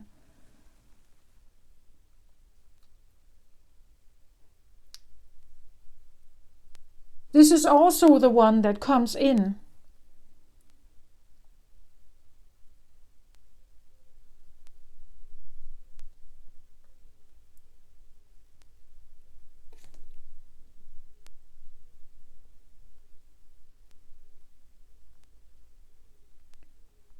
Maybe we feel like this energy is both a good and a bad energy. But it's definitely something that magnetizes things. So, and with this card as underlined, I feel like it's important really to be careful about the words here. Like the wording of your perception, the thoughts you have, the calling you may feel here to interact on someone else's behalf maybe, or to overstep some boundaries or something. The will behind it.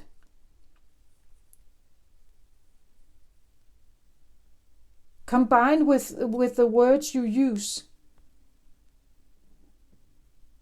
is determining something about the balancing act here.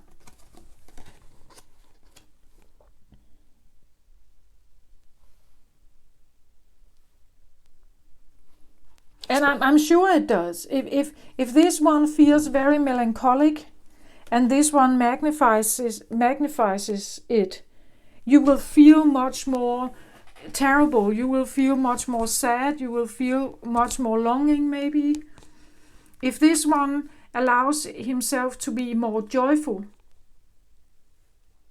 more creative, more new thinking, this one will magnify it. And you will maybe think, well, but I can do this. Of course I can do this. I can go out there and do this. So for this situation to somehow work together, I think that it's important to have some of both. Maybe you will have melancholic days, and maybe you will have bright, beautiful days. But I think it's important not to shut down and believe that there can never be anything out there. I think it's important to believe in the humblebee, right? Or bumblebee, to believe in the idea that maybe I can do something I haven't done before. Maybe I can do something magnificent that nobody thought I could do.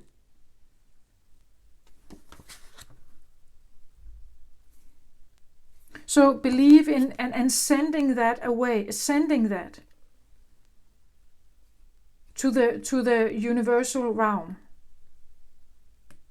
So from being in a restrictive, I cannot do this energy, to a, but I can do this energy. I can do this. And I'm sending it out there. I'm trusting in a divine guidance. I'm trusting in that calling.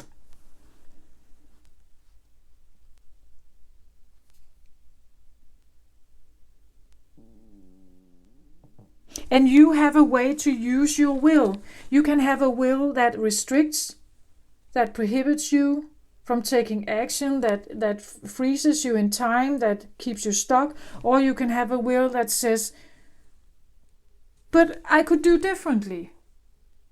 I could open up. I could choose to allow myself just to try this. Just to try this. Try this out. Instead of being so fixed in the idea that this can never happen. I'm stuck here. Okay, this is what I feel like I have for you, Libra. I'm sorry about this. I feel like I've been all over the place here, but I hope this somehow helped you. I feel this could be a reading for anyone, not just Libra. I feel yin-yang energy here. I feel God energy, Mother Earth energy. I feel like maybe also the darker masculine energies at work, the darker feminine energies at work, that kind of, it wants to solve something, I feel like. And they are not bad energies. They are just oppositions. And we need them. Like, we cannot see the sun. We cannot be appreciative of the sun if it was here all the time. It would become normal. It would become something we wouldn't even think about. But because there's nighttime, we see the difference between them. We can appreciate the light and we can appreciate the darkness. So it's like the one is nothing without the other.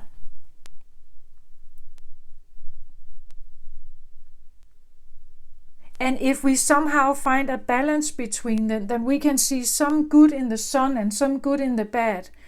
Some good in the sun and some good in the darkness or the night.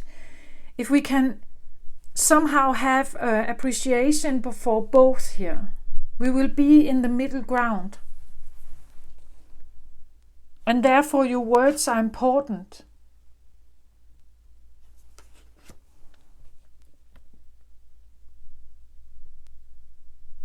This is what I have. I'm going to close now. I hope you are all right out there with these, I feel like, very potent energies. Take very good care of yourself, everyone out there. Breathe. I send you love and light. Bye-bye.